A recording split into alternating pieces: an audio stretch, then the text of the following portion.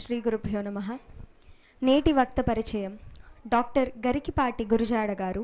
జననం 12 జనవరి 1992. శ్రీమతి గరికిపాటి శారద గారికి పుట్టారు. తండ్రి గారు మహాసహస్రావధాని ధారణా బ్రహ్మ రాక్షసుడు గారు డాక్టర్ గరికిపాటి నరసింహారావు గారు.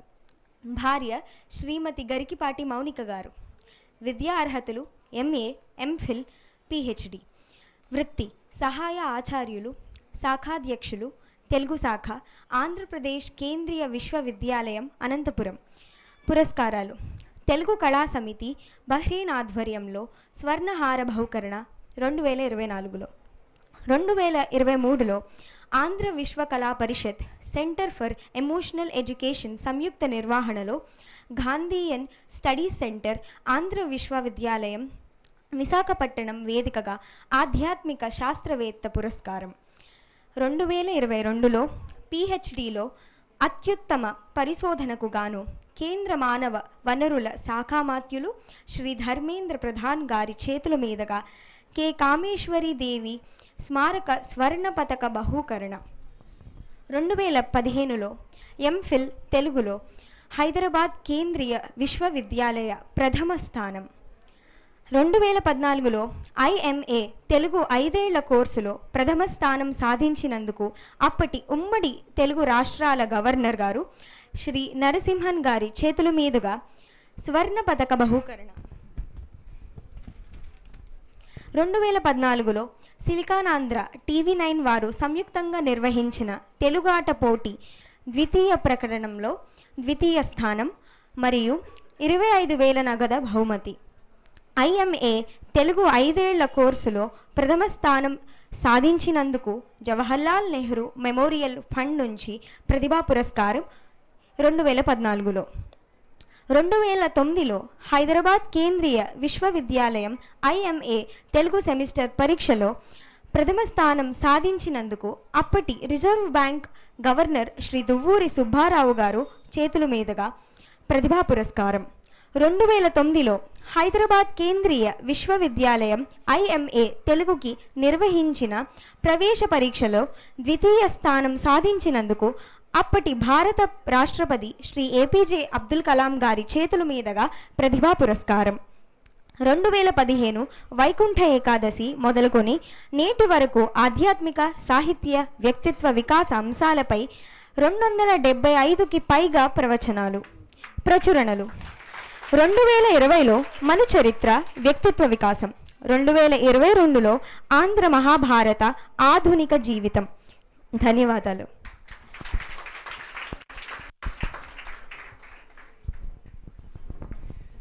అష్టావధాని తండ్రియు స్రష్టయు సాహిత్యమందు సంస్కృతమందున్ నిష్ఠా గరిష్ఠుడైనట ఇష్టాగోష్ఠులను జరిపే నిన్నో సభలను.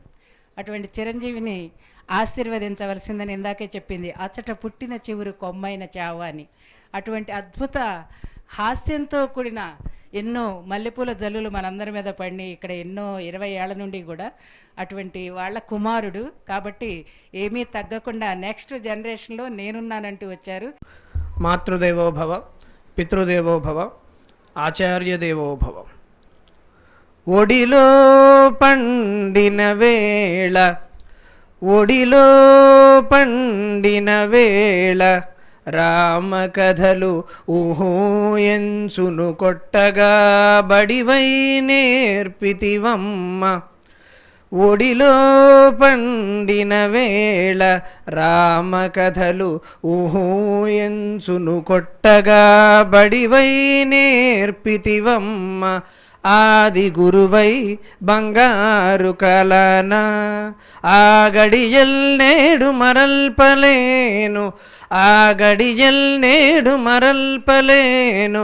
రసనగ్రం బంధు నర్తింప నీ అడుగుందా మరలంటి వేడెదనే అమ్మా నన్ను దివింపుమా. ఈ కార్యక్రమానికి నేను గురుతుల్యులు గంగిరెడ్డి గారు కానీ, నాగేశ్వరరావు గారు కానీ, మూర్తి గారు కానీ చెప్పినట్టుగా ఒక గొప్ప వక్తగా రాలా. ఆదిత్య విద్యా సంస్థల్లో చదువుకున్న ఒక పూర్వ విద్యార్థిగా వచ్చాను. కాకినాడ 2007, 2009లో కాకినాడ జగన్నాథపురం బ్రాంచ్లో నేను అక్కడే ఇంటర్మీడియట్ చదువుకున్న కుర్రాన్ని. అప్పటికి ఇప్పటికీ 10 ఏళ్ళు 15 ఏళ్ళ తేడా. అందులోనూ నాకు ఏమాత్రం ఇష్టం లేని ఎంపీసీ, అసలే రుచించని త్రిపుల్ ఈ. 10వ తరగతి పూర్తయ్యే నాటికే నాన్నగారికి సహజంగా ఇంట్లో ఉన్న సాహిత్య వాతావరణం వల్ల నేను తెలుగే చదువుకుంటాను అని చెప్పినా కూడా నాన్నగారు ఏమనుకున్నారంటే బహుశా వీడు నాకు జరిగే సన్మానాలు, నాకు వేసే దండలు వీటన్నింటికి ఆకర్షితుడై ఈ రంగంలోకి వస్తానంటున్నాడేమో అని. అదేం కుదరదురా అబ్బాయి, ఎంపీసీలో వేస్తాను. శేషారెడ్డి గారు మనకు బాగా కావాల్సిన వాళ్ళు. నల్లమిల్లి శేషారెడ్డి గారు మాకు అత్యంత ఆప్తులు. ఆ కుటుంబం అంతా కూడా మాకు అత్యంత ఆప్తులు. గంగిరెడ్డి గారికి నేను ఇంతప్పటి నుంచి తెలుసును. నన్ను ఇప్పుడు ఇలా చూస్తున్నారు కానీ మోకాళ్ళు ఎత్తు ఉండేవాడిని. ఇప్పుడు కూడా పెద్ద ఎత్తు కాదులేండి, అది వేరే విషయం. కానీ అందుకని పెద్ద హైట్ కాదు. మన నాన్నగారి పాండిత్యం కావాలా, హైట్ వద్దంటే ఎలాగా? అది కూడా వస్తుంది. నాన్నగారికి బట్టతలు ఉంది కాబట్టి మనకు అది కూడా వస్తుంది. అందుకని అది వద్దంటే కుదరదు. కొడుకుగా ఆయనకు వచ్చే మేలంతా నాకు కావాలి, కీడొద్దంటే ఎలాగా? ఈరోజు పిల్లలు నేర్చుకోవాల్సిన విషయం అదే. అంటే తల్లిదండ్రులు ఇచ్చే ఆస్తిపాస్తులు అందరికీ కావాలి కానీ వాళ్ళు చేసే అప్పులు కానీ వాళ్ళు పడిన కష్టాలు కానీ మన జోలికి రాకూడదు. ఎంత ఆశ్చర్యకరమైన తరం ఇవాళ. వాళ్ళు మన కోసమే అప్పులు సొప్పులు చేశారు, మన కోసమే నానా కష్టాలు పడుతున్నారు. ఆస్తులు ఐశ్వర్యాలు బంగారమో డబ్బో సమంగా పనిచేయాలి, అప్పులు మాత్రం వీలైతే చెల్లికో తమ్ముడికో ఇచ్చేయాలి, మనకివ్వకూడదు. ఇది వ్యక్తిగత స్వార్థం. సరే, ఆ విషయం మాట ఎలా ఉన్నా అప్పట్లో ఆదిత్య విద్యా సంస్థల్లో ఎంపీసీ నాకు ఇష్టం లేకపోయినా చేరాను. కానీ ఉన్నంతలో చేసే పని ఏదైనా కాస్త దృష్టి పెట్టి చేయటం అనేది చిన్నప్పటి నుంచి అలవాటైంది. కాబట్టి మరి విద్యా సంస్థలకు పేరు తెచ్చే అన్ని మార్కులని చెప్పను కానీ నా పేరు చెడగొట్టుకోనన్ని మార్కులే వచ్చాయి. నాకు 85% వచ్చింది. నాకు అదేం తక్కువేం కాదు, పర్వాలేదు. కానీ అప్పట్లో 85% అనేది పెద్ద విషయం కాదు. 991 వచ్చిందా 992 వచ్చిందా అనేదే ప్రధానం. కానీ 85ని ఎవరు పెద్దగా పట్టించుకోరు. కానీ అప్పట్లో ఏదో ఉన్నదేదో చదివివ్వడం, మొదటి సంవత్సరం గట్టిగా నెట్టాను, ఏదో కొంచెం 415 వచ్చింది 470కి. ఇప్పుడు ఎన్ని మార్కులు పెడుతున్నారో నాకు తెలియదు. ఐపీఈ అప్పట్లో 470కి 415 వచ్చింది. ఇప్పుడు అంతే. రెండవ సంవత్సరం ఇంకాస్త ఎక్కువ శ్రద్ధ పెరిగి 370 వచ్చింది. పెద్దగా ఎక్కువ చదవాల, ఆసక్తి లేదు. ఎందుకంటే ఫిజిక్స్ చెప్పినా, మ్యాథ్స్ చెప్పినా, కెమిస్ట్రీ చెప్పినా ఏది బుర్రకెక్కేది కాదు. ఎందుకంటే దృష్టి అంతా తెలుగు మీద ఉంది, తెలుగు సాహిత్యం మీద ఉంది. ఇది ఎక్కి చావదు. మహా అయితే అప్పట్లో రామ్మోహన్ రెడ్డి గారు ఉండేవారు, ఆర్గానిక్ కెమిస్ట్రీ చెప్పేవారు. ఆదిత్య శేషారెడ్డి గారికి అత్యంత ఆప్తులు, మా గురుతులు. ఆయన ఒక్కరు కొంచెం ఆర్గానిక్ కెమిస్ట్రీని చాలా ఆసక్తిగా చెప్పేవారు. అది నాకేం అర్థం కాకపోయినా కూడా ఆయన చెప్పిన విధానం బట్టి ఆ టీచింగ్ స్కిల్ వల్ల కొంచెం నాకు అది నచ్చేది. ఏదో ఉన్నంతలో దాంట్లో కొన్ని మార్కులు వచ్చాయి. ఎంసెట్ ఎలాగో చుక్కలు పెట్టడమే కాబట్టి ఏవో 4 చుక్కలు అటు ఇటు పెడితే ఏదో ఒకటి తగిలేదు. అది పెద్దగా పట్టించుకోలేను. ఎందుకంటే నాకు ఇది సరైన రంగం కాదు, నేను దీనికోసం పుట్టలేదు అనేది నాకు అర్థమవుతుంది లోపల. నేను దీనికోసం చేయట్లేదు. ఒకవేళ నెలకి 1,00,000 కాదు కదా 1,00,00,000 వచ్చినా కూడా మనకి ఇష్టం లేని పని చేస్తే మనం నిద్రపోలేము. మీరు నెలకు 1,00,000 రూపాయలు సంపాదించవచ్చు, మీకు వచ్చే ప్యాకేజీ చాలా గొప్ప ప్యాకేజీ రావచ్చు. కానీ మీకు అది ఇష్టం లేని ఉద్యోగం అయితే మీకు నిద్రపోలేరు మీరు ప్రశాంతంగా. అంతే, ఏదో ఒత్తిడి కోసం డబ్బులు సంపాదించడం కోసం చేస్తారు తప్ప మీకేం ఆసక్తి ఉండదు. నాకు అనిపించింది ఏంటంటే నాకు వచ్చింది 10,000 అయినా పర్వాలా, కానీ నాకు నచ్చిన పనే నేను చేస్తాను. ఆ రోజు జగన్నాథపురం బ్రాంచ్లో ఎంసెట్ 4 సెక్షన్లు, ఇంకొకటి ఏఈఈఈ 4 సెక్షన్లు, ఇంకొకటి ఏదో ఉండేది, అది నాకు తెలియదు. ఇంకొకటి ఏదో జేఈఈ సెక్షన్లు ఏవో 3 ఉండేవి. ఇన్ని సెక్షన్ల విద్యార్థులలో మహా అయితే 1,200 మంది విద్యార్థుల్లో ఒకే ఒక్కడిని నేను ఒకడిని ఇన్ఫీరియారిటీ కాంప్లెక్స్తో ఉండేవాడిని, ఆత్మన్యూనతా భావంతో. వీళ్ళందరూ ఏమిటో పరిగెట్టేస్తున్నారు, సాయంత్రం పరీక్షలు అంటున్నారు, ఇన్ని పరీక్షలు పెట్టేస్తున్నారు, నేనేమో ఒక పరీక్షలో పాస్ అవ్వట్లేదు, జీవితంలో ఎదుగుతానో లేదో అని ఒక రకమైన భయం ఉండేది. కానీ ఎటువంటి భయాలు చుట్టుముట్టినా కూడా నన్ను నేను సర్ది చెప్పుకొని ఏం పర్వాలా, ఒకవేళ ఏం లేకపోతే తెలుగు పుస్తకాలు 4 చదువుకుంటూ కూర్చుందాం, బతికితే బతికని లేకపోతే లేదా. ఇక్కడ నాకు అత్యంత స్ఫూర్తినిచ్చే వ్యక్తిత్వం స్వామి వివేకానందుల వారి సూక్తిని ఇందాక నుంచి అదే గమనిస్తూ ఉన్నా. అందరూ వెళ్ళే మార్గంలో వెళ్లకుండా మనం కొంచెం కొత్తగా ప్రయత్నం చేయగలిగితే జీవితంలో ముందడుగు వేసే అవకాశం ఉంటుంది. ఆ రోజు అంతమంది జేఈఈ త్రిపుల్ ఎంసెట్ పిల్లల్లో ఏ ఒక్కడో తెలుగు చదవాలని అనుకోడు. కానీ నేను అనుకున్నాను, ఏం పర్వాలేదు నాకు ఉద్యోగం వస్తుంది అనుకున్నాను. ఆ రోజు నా స్నేహితుల్లో చాలామంది పక్క వాళ్ళు నన్ను చూసి ఏమిట్రా నువ్వు అని చెప్పి నన్ను చూసి నవ్విన వాళ్ళు ఉన్నారు, బాధ పెట్టిన వాళ్ళు ఉన్నారు. తెలియక చిన్నపిల్లలు, అది నేనేం దృష్టిలో పెట్టుకుని పెద్దగా ఏం పగలేం పెంచుకోవాలా. కానీ నేను బాధపడ్డాను, ఇలా అంటున్నారే ఇలా అంటున్నారని. సరే నాదైనా ఒక రోజు వస్తుంది, ఆ రోజు నేను సమాధానం చెబుతాను అనుకున్నాను. కష్టపడటం మానలేదు. కానీ అంత ఇదిలో కూడా అప్పట్లో మా కళాశాలలో అప్పటికి ఇంకా తెలుగు లేదు, కేవలం సంస్కృతము ఇంగ్లీషు ఉండేవి అప్పట్లో నేను చదువుకున్న రోజుల్లో. అందుకని ఉన్నంతలో సంస్కృతం నయం కాబట్టి సంస్కృతంలో మళ్ళీ నా పరిస్థితి ఏమిటి అంటే ఆర్గానిక్ కెమిస్ట్రీ కాదు, మ్యాథ్స్ కాదు, ఫిజిక్స్ కాదు, ఎంత టాపర్స్ అయినా సరే వచ్చి నా పక్కన కూర్చోవాల్సిందే, వేరే మార్గం లేదు. ఎందుకంటే వాళ్ళందరికీ 599లు 999లు కావాలి. అది కావాలంటే సంస్కృతంలో 99 రావాలి, అది రావాలంటే గురజాడ కావాలి. ఎందుకంటే ఆ పాఠం నాకు తప్ప ఎవరికి అర్థమయ్యేది కాదు. అందుకని మిగిలిన మ్యాథ్స్, ఫిజిక్స్, కెమిస్ట్రీలో నన్ను ఎక్కడో లాస్ట్లో కూర్చోబెట్టిన వాళ్ళంతా నేను చివరి బెంచ్లో కూర్చుంటే సంస్కృతం పాఠం వచ్చేటప్పటికి మాత్రం నా దగ్గర కూర్చొని నువ్వు కొంచెం నాకు హెల్ప్ చేస్తే నేను కొంచెం స్టేట్ ర్యాంక్ ఎక్స్పెక్ట్ చేస్తున్నాను అని చెప్పి నన్ను బతిమాలుకునేవారు వాళ్ళు. నాకు స్టేట్ ర్యాంక్ కావాలనేవాడు. సరే పాపం వీడు ఏదో ఏడుస్తున్నాడులే అని చెప్పి నేను ఏదో కొన్ని టెక్నిక్స్ చెప్పేవాడిని గుర్తుపెట్టుకోవడానికి. సంస్కృతం శబ్దాలు, ధాతువులు పాపం అతి కష్టపడి కంఠస్థం చేస్తూ ఉంటే నేను వాళ్ళకి టెక్నిక్స్ చెప్పేవాడిని, ఇలా చేసుకోవచ్చురా. ఇంగ్లీష్ అయినా అంతే పరిస్థితి. ఈ 2 పాఠాలు మాత్రమే నేను ఆసక్తిగా వినేవాడిని. మిగిలినప్పుడు వాళ్ళు ఏ ఫిజిక్స్ చెప్పనండి, ఏ కెమిస్ట్రీ చెప్పనండి, లోపల వేమన శతకం, శివతయ్య శతకం పుస్తకాలు పెట్టుకుని అవి చదువుకుంటూ కూర్చునేవాడు. ఏదో ఎగ్జామ్ మామ అనిపించేవాడిని అంతే. కానీ ఆ రోజు నేను తీసుకున్న నిర్ణయం తర్వాత నేను హైదరాబాద్ విశ్వవిద్యాలయంలో నేను చక్కగా IMA తెలుగు అనే కోర్సులో చేరాను. చాలామంది ఆ కోర్సులో చేరారు, ఆ యూనివర్సిటీలో చాలామంది ఆ కోర్సు చదివిన వాళ్ళు లేరు. అయినా నేను చేరాను. చేరగానే నాకు జాతీయ స్థాయిలో పెట్టిన ప్రవేశ పరీక్షలో నాకు బహుమతి వచ్చింది. నేను ఎంట్రన్స్లో సెకండ్ వచ్చాను. తర్వాత బహుమతులు వచ్చాయి, బంగారు పథకాలు వచ్చాయి. తండ్రి మీద ఆధారపడ్డ తనయుడుగా కాకుండా తండ్రికి తగ్గ తనయుడుగా నిరూపించుకోవాలని నేను అనుకున్నాను. దానికి నేను కష్టపడ్డా. అంటే నేను ఎప్పుడు విజయం సాధిస్తాను అంటే గరికిపాటి వారి అబ్బాయిగా నన్ను గుర్తు పట్టని రోజున నేను విజయం సాధిస్తాను. ఎందుకంటే ఎంతసేపు వాళ్ళ అబ్బాయి అనడం తప్ప నా విషయం చెప్పాలి కదా. నాకు కావాల్సింది అది. అంటే ఆయనని తక్కువ చేయటం కాదు, వాళ్ళ అబ్బాయిగా ఏదో గుర్తు తెచ్చుకోవటం నాకు ఇష్టం లేదు. నాదైన గుర్తింపు నేను సంపాదించగలగాలి, నా కాళ్ళ మీద నేను నిలబడగలగాలి. అందుకని కసిగా చదివాను. బంగారు పథకాలు వచ్చాయి, బోల్డ్ పురస్కారాలు వచ్చాయి. ఆంధ్రప్రదేశ్ కేంద్రీయ విశ్వవిద్యాలయంలో ఎంతోమంది కలగంటే రాని ఉద్యోగం. 28 ఏళ్లకే నేను సెంట్రల్ గవర్నమెంట్ ఎంప్లాయీని అయిపోయాను. 28 ఏళ్లకే. ఈరోజు నేను చదువుకున్న తెలుగు, నేను ఇష్టపడిన తెలుగు నాకు ఉద్యోగాన్ని తెచ్చిపెట్టి.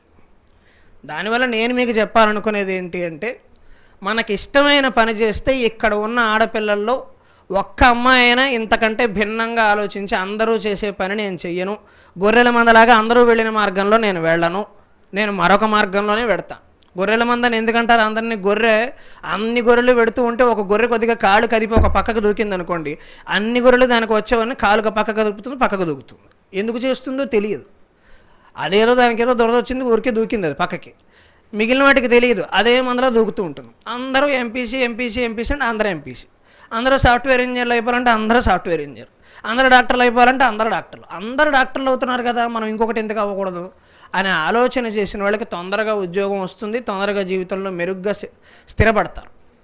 అంతకంటే మించి కూడా ఒక విషయం ఉంది. డబ్బులు మనిషికి సంతృప్తినిస్తాయా? బంధువులతోనూ స్నేహితులతోనూ మనకి ఇష్టమైన వాళ్ళతో మనకి గడిపే సమయం మనకు సంతృప్తినిస్తుందా? చాలామంది ఇళ్లలో కోరుకునేది, ఈరోజు మీరందరూ పెళ్ళిళ్ళు కావాల్సిన ఆడపిల్లలు నా చెల్లెళ్ళుగా భావించి చెబుతున్నా, నేను చిన్న వయసు వాడిని కాబట్టి, మీరు ఎంత ప్యాకేజీతో ఒక అబ్బాయిని చేసుకున్నా కూడా అతను మీకు సరైన సమయాన్ని మీకోసం వెచ్చించకపోతే అతను నెలకి 30 లక్షలు సంపాదించినా కూడా మీరు సంతోషంగా ఉండరు. 30 లక్షలు, పెద్ద పెద్ద సోఫాలు, ఈ హాల్ అంత టీవీ, ఈ కాలేజ్ అంత కారు ఉన్నా కూడా మీకు ఆనందం కలగదు. ఎందుకు? ఆ అబ్బాయి మన కోసమే సమయాన్ని కేటాయించాలి. అందుకని సంపదలు మనిషికి సంతోషాన్ని ఇవ్వవు, సమయం మనిషికి సంతోషాన్ని ఇస్తుంది. సమయాన్ని మీరు కొనుక్కోలేరు. నాకే అవకాశం ఇస్తే 1,00,000 రూపాయలు వచ్చే కొత్త ఆదాయ మార్గం ఉంది, దీంతోపాటు అది కూడా చేసుకుంటావా?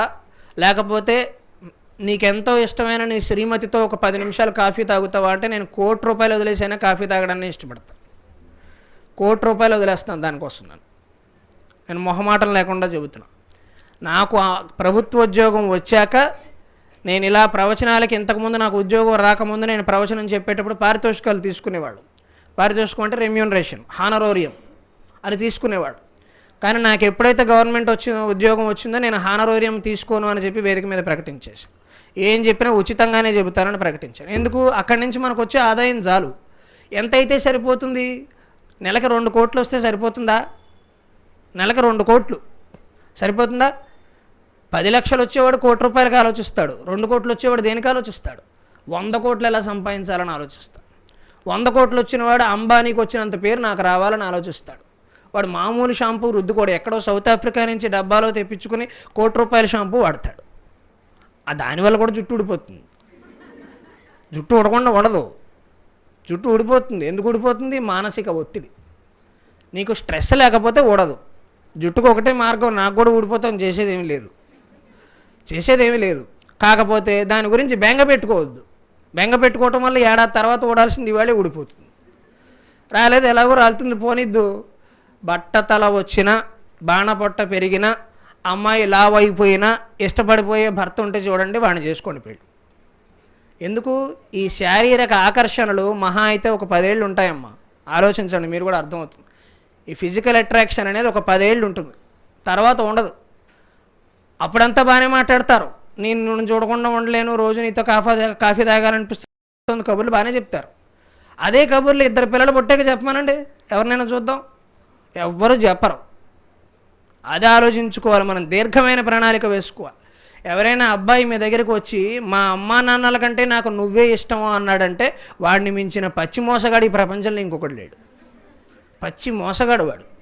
అంటే 25 ఏళ్ళు వాడి కోసం జీవితాన్ని త్యాగం చేసి, నానా తిప్పలు పడి, అప్పులు చేసి, ఇంత కష్టపడి పెంచిన అమ్మా నాన్నల్ని అందమైన ఒక అమ్మాయి కనబడగానే వదిలేసిన వాడు రేపు 10 ఏళ్ల తర్వాత మిమ్మల్ని వదిలేయడం ఏదైనా గ్యారంటీ ఉందా? అంతకంటే అందమైన అమ్మాయి దొరుకుతుంది. అప్పుడు మీరు 40 ఏళ్ల వయసులో ఉంటారు. 30 ఏళ్ల అమ్మాయి వాడిని ఇంకా ఎక్కువ ఆకర్షిస్తుంది. అప్పుడు అటు మారిపోవడానికి మాత్రం గ్యారంటీ ఏముంది? నువ్వు ఎంత బాగా ప్రేమించినా మా అమ్మా నాన్నల తర్వాతే అని ఎవడైనా కనీసం చెబితే ఒక ఆలోచనైనా చేయొచ్చు. కానీ అది కూడా తల్లిదండ్రుల సమ్మతి లేనిదే చేయడానికి అవకాశం లేదు. అలా చేస్తే ఏమవుతుందో కూడా మన తెలుగు సాహిత్యంలోనే కాదు, బోల్డ్ పురాణాల్లో, శాస్త్రాల్లో కూడా కథలు ఉన్నాయి. శకుంతల పేరు విన్నారా ఎప్పుడైనా? మహాపతివ్రత అంటారు. ఎందుకు అంత గొప్ప పతివ్రత? శకుంతల మేనకకి విశ్వామిత్రుడికి పుట్టింది. కానీ మేనక, విశ్వామిత్రుడు ఇద్దరు వేరు కారణాల వల్ల ఆమెను అడవిలో విడిచిపెట్టి వెళ్ళిపోయారు. మీ తరానికి శకుంతల పోసే తెలిసి ఉండకపోవచ్చు, కానీ సమంత సినిమా చేశాక తెలిసి వచ్చింది కొంత. మీరు ఎవరు పుస్తకాలు చదివే బ్యాచ్ కాదు, నాకు తెలుసు కదా. అందుకని సినిమాలో చూసి ఉండొచ్చు బహుశా మహా అయితే శకుంతల. అందుకని ఆ శకుంతల చిన్న పిల్లగా ఉంటే కణ్వ మహర్షి పాపం తీసుకొచ్చి పెంచాడు. ఊరికే పాపం చిన్నపిల్ల ఏవో పక్షులు పెంచుతున్నాయి, శాకుంతలాలనే పక్షులు పెంచుతున్నాయి కాబట్టి ఆ అమ్మాయికి శకుంతల అని పేరు పెట్టారు. ఈరోజు మనం పిల్లలకు పెట్టే పేర్ల గురించి ఎంత తక్కువ మాట్లాడుకుంటే అంత మంచిది. మనం దానికి ఏమో అర్థాలు ఉండవు, అర్థం ఉన్నా లేకపోయినా ఇష్టం వచ్చిన పేర్లు పెట్టేస్తారు. అందుకని ఈ శకుంతలను చక్కగా కణ్వ మహర్షి తెచ్చి పెంచితే ఆమె పెద్ద అయ్యాక వివాహం చేసుకునే వయసు వచ్చే సమయానికి తన ఆశ్రమానికి వచ్చిన దుష్యంతుడితో మాట్లాడి ఆ అమ్మాయి గాంధర్వ వివాహం చేసేసుకుంది. గాంధర్వ వివాహం ఆ రోజున్న రాజుల పరిస్థితిని బట్టి చేసుకోవచ్చును, తప్పేం కాదు. గాంధర్వ వివాహంలో ఒకటే ప్రధానం, అబ్బాయికి అమ్మాయి నచ్చాలి, అమ్మాయికి అబ్బాయి నచ్చాలి. కానీ పెద్దవాళ్ళ అంగీకారం ఉండాలి కదా. మామూలుగా మనం ఎక్కడో రోడ్డు మీద ఉండిపోయిన అమ్మాయిని పట్టుకొచ్చి, ఎక్కడో అడవిలో ఇబ్బంది పడుతున్న అమ్మాయిని పట్టుకొచ్చి కూర్చో అంతసేపు నుంచోలు కూర్చో, అంతసేపు అంత కష్టపడి అడవుల్లో ఉన్న అమ్మాయిని తీసుకొచ్చి కణ్వ మహర్షి జాగ్రత్తగా పెంచితే నీకు అబ్బాయి నచ్చితే నచ్చచ్చును, కానీ ఒక మాట అడగాల వద్దా పెద్ద ఆయన్ని? నాన్నగారు మీకు ఇది సమ్మతమా కదా అని అడగాల వద్దా? కానీ శకుంతల ఏం చేసింది? అడగకుండా నిర్ణయం తీసేసుకుంది. కణ్వ మహర్షి వచ్చాడు, చూశాడు, పోన్లే అమ్మ నీ నిర్ణయం నువ్వు తీసుకున్నావు, నేనేం చేయను దానికి. నిర్ణయం నువ్వు తీసుకున్నప్పుడు దాని పర్యవసానాలు నువ్వే ఆలోచించాలి అని. మనకి ఏదన్నా కష్టం వస్తే నిర్ణయం మనం తీసుకున్నాం అనుకోండి, అమ్మ నాన్నలకు చెప్పకుండా, పర్యవసానాలు, కాన్సిక్వెన్సెస్ అన్నీ కూడా మనమే ఎదుర్కోవాలి, వాళ్ళేం నిలబడరు. శకుంతలకు వచ్చిన భయంకరమైన పరిస్థితి ఏంటంటే దుష్యంతుడు చక్కగా మామూలుగా మనకు ప్రపోజ్ చేసే అబ్బాయిలు ఏ కబుర్లు చెప్తాడో అవన్నీ చెప్పాడు. శకుంతలను ఇష్టపడ్డాడు, వివాహం చేసుకున్నాడు. ఇద్దరూ చాలా కాలం ఏకాంతంగా గడిపారు. అప్పటికే ఆమె గర్భం దాలుస్తోంది. కణ్వ మహర్షి ఎక్కడికో తపస్సు నిమిత్తం వెళ్ళినాయని ఇంకా రాలేదు. దుష్యంతుడు వెనక్కి వెళ్ళేటప్పుడు ఏం చెప్పాడు? నేను జాగ్రత్తగా నీ దగ్గరికి, నీకు రాజలాంఛనాలతో నిన్ను స్వాగతం చేసి నిన్ను చక్కగా మహారాజు ఉండే ప్రాంతానికి తీసుకువెడతాను, నువ్వు ఈ దేశానికి కాబోయే మహారాణిగా నువ్వు పీఠం మీద కూర్చుంటావు, నీకు చాలా బాగుంటుందని చెప్పి బోల్డ్ మాటలు చెప్పి వెళ్ళొస్తానని వెళ్ళిపోయాడు. వెళ్ళినవాడు మళ్ళీ రాలా. ఏడాదైంది, 2 ఏళ్ళైంది, 3 ఏళ్ళైంది, రాలా. భరతుడు పుట్టాడు. ఆ భరతుడి పేరు మీదే భారతదేశానికి ఈ పోరేచిందా? ఎవరైనా చెప్పగలరా? రాలా, ఆయన వల్ల కాదు. ఇంకొక భరతుడు ఉన్నారు, ఎవరు? రాముడు తమ్ముడు ఉన్నాడు భరతుడు, ఆయన వల్ల భారతదేశానికి ఈ పేరు వచ్చిందా? అది కూడా తప్పే. ఆయన వల్ల కూడా రాలా. శకుంతల కుమారుడు వల్ల రాలా, రామాయణంలో భరతుడు వల్ల రాలా. భాగవతంలో జడభరతుడు అని ఒక మహర్షి పేరు చెబుతారు. తపస్సు చేసి చేసి ప్రపంచాన్ని కదిలించినటువంటి మహర్షి. ఆయన వల్ల భారతదేశానికి భారతదేశం అని పేరు వచ్చింది. ఇప్పుడు మనం ఇండియా ఇండియా అంటున్నాం, కానీ భారతదేశం నిజానికి భారతదేశం అనడం ద్వారా మనకు అర్థమవుతాయి చాలా విషయాలు. ఊళ్ళ పేర్లలాగే ఉంటేనే బాగుంటుంది. రాజమహేంద్రవరం అన్నప్పుడు ఒక స్ఫూర్తి ఉంటుంది, రాజమండ్రి అంటే ఏముంటుంది? ఊరి పేరులో కూడా ఒక స్ఫూర్తి ఉంటుంది. ఆ ఊరి పేరుని మనం చెలగొట్టకూడదు. ఇక్కడ దగ్గరలో సామర్ల కోట అని ఉంది, దాన్ని శ్యామల్ కోట్ చేశాడు. ఏమైంది ఇప్పుడు? శ్యామల్ కోట్ అంటే ఏం అర్థమైంది? అది బ్రిటిష్ వాడికి నోరు తెరక్క వాడు చెడగొట్టిన పేరే అది. వాడు వెళ్ళిపోయి 75 ఏళ్ళు అయింది, ఇంకా మనం అదే దరిద్రంలో ఉంటే అలాగా. సామర్ల కోట అంటే సామరులు పరిపాలించిన కోట అక్కడ ఉంది. ఆ ఊరి పేరు వింటే మీకు ఏమనిపిస్తుంది? దీనికి ఏదో హిస్టారికల్ సిగ్నిఫికెన్స్ ఉంది, చారిత్రకమైన దృక్కోణం ఏదో ఉంది, మనం వెళ్ళి దాన్ని పరిశీలించాలి అనిపిస్తుంది. అది లేనప్పుడు ఏమనిపిస్తుంది? మామూలు సామర్లకోట పెడితే ఏముంది? మా అనంతపురం దగ్గర ద్రోణాచలం అని ఊరుంది, దాని పేరు మార్చి డోన్ అని పెట్టారు. డోన్ అంటే ఏముంది? ఐస్ క్రీమ్ కోన్ తప్ప ఏం గుర్తురావట్లా. ద్రోణాచలం అన్నప్పుడు ద్రోణుడు అక్కడ తపస్సు చేశాడు. అచలం అంటే కొండ, ఆ కొండ మీద ద్రోణుడు తపస్సు చేసిన చరిత్ర అక్కడ చెబుతున్నారు. నువ్వు డోన్ అంటే అది గుర్తురాదు, అందుకని ఆ ఊరి పేర్లను కూడా నిలుపుకోవాలి. ఈ వెళ్ళిపోయిన దుష్యంతుడు మళ్ళీ తిరిగి రాలా. శకుంతల నానా తిప్పలు పడింది. కణ్వ మహర్షి, నువ్వు తీసుకున్న నిర్ణయం కదమ్మా, నీకు బిడ్డ కూడా పుట్టాడు, నువ్వు ఇంత పెద్దదాని అయిపోయాక నేను ఇంట్లో పెట్టుకోవటం మంచిది కాదమ్మా, మంచి పద్ధతి కాదు, నలుగురు 4 రకాలుగా మాట్లాడుకుంటారు, అందుకని నువ్వే వెళ్ళి నీ కాపురం ఏదో నువ్వు తేల్చుకో అని చెప్పి ఇద్దరిని చక్కగా శిష్యుల్ని ఇచ్చి పంపించాడు. 2000 మంది ఉన్న మహాసభలో దుష్యంతుడు ఆశ్చర్యకరంగా శకుంతల ఎవరో గుర్తుపట్టల. దాని మీద 3-4 రకాల కథనాలు ఉన్నాయి, కానీ అసలైన కథనం ఏమిటి అంటే మహర్షి శాపం, ఇతర విషయాలు ఉన్నాయి కొన్ని. కాళిదాసు తన అభిజ్ఞాన శాకుంతలంలో ఒక ఉంగరాన్ని కల్పించాడు. దుష్యంత అని ఒక ఉంగరాన్ని ఇస్తాడు శకుంతలకి, ఈ ఉంగరాన్ని చూపించి అంటాడు. కానీ దానికి రకరకాల కారణాలు ఏవి చెప్పినా దుష్యంతుడు మాట దాటేసే ప్రయత్నం చేశాడు. అప్పట్లో బహుభార్యత్వం ఉంది, దుష్యంతుడు తప్పే ఖచ్చితంగా. కానీ శకుంతల మన సొంతంగా నిర్ణయం తీసుకుంటే ఇది సమస్య. అందుకని సొంతంగా నిర్ణయం తీసుకుంది. 2000 మంది ఉన్న మహాసభలో అందరి మంది ముందు ఒక చిన్న పిల్లాడిని ఎత్తుకుని 2 గంటల సేపు ప్రసంగించి అలిసిపోయి దుష్యంతుడిని ఒప్పించుకుంది. అప్పటికి కూడా ఆకాశవాణి కనిపించి శకుంతల నీ భార్య అయినయ్యా, అన్యాయం చేయకు అని చెబితే అప్పుడు దుష్యంతుడు తీసుకున్నాడు. అంత కష్టపడితే సినిమాలో ఇవన్నీ చూపించరు. సినిమాలో ఏది అట్రాక్టివ్గా ఉంటే అదే చూపిస్తారు. ఇవన్నీ చెప్తే మీకు అట్రాక్టివ్గా ఉండదు కదా, అందుకని ఏది బాగుంటే అది చూపిస్తారు. ఆకాశవాణి కనబడి చెబుతుంది. అందుకని మన నిర్ణయాలు మనం వ్యక్తిగతంగా తీసుకున్నప్పుడు ఇన్ని ఇబ్బందికరమైన పరిస్థితులు ఎదురయ్యే ప్రమాదం ఉంది. దురదృష్టవశాత్తు కొంతకాలంగా భారతీయ జీవన విధానం పట్ల జరుగుతున్న వివక్ష ఏమిటి అంటే, ఇందాక నేను ప్రారంభంలో పద్యంలో చెప్పాను, చిన్నప్పుడు నేను పెరిగినప్పుడు, గంగిరెడ్డి గారు పెరిగినప్పుడు, మూర్తి గారు పెరిగినప్పుడు, నాగేశ్వరరావు గారు పెరిగినప్పుడు, ఇందాక మనుచరిత్ర పద్యం గుర్తు చేశారు మేడం, అచట పుట్టిన ఒక అమ్మాయిన చేవ, మంచి పద్యం. అందుకని మేమందరం మా అమ్మ ఒళ్ళో మేము పెరిగినప్పుడు మేము ఏం విన్నామంటే రామకథలు విన్నాం. మీరేం విన్నారు? మీ తరం కూడా కొంత పర్వాలా, మీ తర్వాత వినేవాళ్ళు ఏం వింటారో అని భయం వేస్తుంది నాకు. ముందు తరాలన్నీ పర్వాలా, మీ తరాలే సమస్యలు. ఎందుకంటే రామకథ మీకు తెలిస్తే కదా వాళ్ళకి చెప్పడానికి, ముందు మీకు తెలియాలి కదా. రాముడు అంటే ఎవరు? అడవి రాముడా, డ్రైవర్ రాముడా? రాముడు కథ మీకు తెలియాలి కదా వాళ్ళకి చెప్పడానికి. చెప్పేంత సమయం ఉందా? ఈరోజు డబ్బులు పెరిగిన కొద్దీ ఆడపిల్లలు మగపిల్లలు ఇద్దరు, తప్పేమీ లేదు ఎవరిది కూడా, ఎలా ఆలోచిస్తున్నారు అంటే కథ చెప్పడానికి ఒక అయ్య, డైపర్ మార్చడానికి ఒక అయ్య, వాడికి ఏదైనా చికాకు పడితే వాడికి ఆహారం పుట్టడానికి ఒక అయ్య, అన్నింటికీ పని మనిషి. మన దగ్గర డబ్బులు ఉన్నాయి కదా, అన్ని డబ్బులు సంపాదించేస్తే ఇలాగే తయారవుతాయండి ఆలోచనలు. నెలకి 1,00,000 రూపాయలు సంపాదిస్తే ఒక లెక్క, నెలకు 30 లక్షలు సంపాదిస్తే ఒక లెక్క. 30 లక్షలు సంపాదిస్తున్న దాన్ని నేనెందుకు అడగాలి, నేను అడగను అని చెప్పి కూర్చుంటుంది. ఇంకొక విచిత్రం చెప్పనా, మనకి మన సొంత పిల్లల్ని సాకే ఓపిక లేదు, కానీ కుక్క పిల్లల్ని సాకే ఓపిక ఉంది. ఇంట్లో కుక్క పిల్లల్ని మనం నెత్తి మీద సోఫాల మీద ఎత్తికించుకుంటాం, మన పిల్లల్ని పట్టించుకోం. అది ఎక్కడ తరమో తెలియదు. మన పిల్లల కోసం అయ్యాన్ని పెడతాం, కుక్కను మాత్రం మనమే పెంచుతాం. ఆ కుక్కకి గేటెడ్ కమ్యూనిటీలో వచ్చిన పరిస్థితి ఏమిటయ్యా అంటే, అది ఎక్కడా పాడు చేయకూడదు, ఎక్కడ పాడు చేసినా నువ్వే తొట్టితో ఎత్తాలి. దాన్ని మాత్రం వీళ్ళు చాలా రెస్పెక్ట్గా గౌరవభావంతో ఎత్తేస్తారు. వాడు పిల్లాడు ఎక్కడైనా అనుకోకుండా ఎక్కడైనా హాల్లోనే ఎక్కడో పాడు చేశాడు అనుకోండి, చిచ్చి ఎవరు తీస్తారు ఇదంతా అంటారు. మనం చేసినప్పుడు మన అమ్మ తీసింది, మనం చేసినప్పుడు మన నాన్నగారు తీశారు. అందుకే మనం ఇలా ఉన్నాం ఇవాళ. ఆ అనుబంధం అనేది ఎక్కడి నుంచి వస్తుంది? అమ్మ చేతి వంట తిన్నప్పుడు వస్తుంది, ఆ వంట మన చేతి స్పర్శ తగిలినప్పుడు వస్తుంది. ఎన్ని హోటల్లో తిన్నారా అని రుచి ఒక్కసారి ఇంటికి వెళ్ళగానే అమ్మ చేసినప్పుడు తింటేనే ఎందుకు వచ్చేస్తుందండి?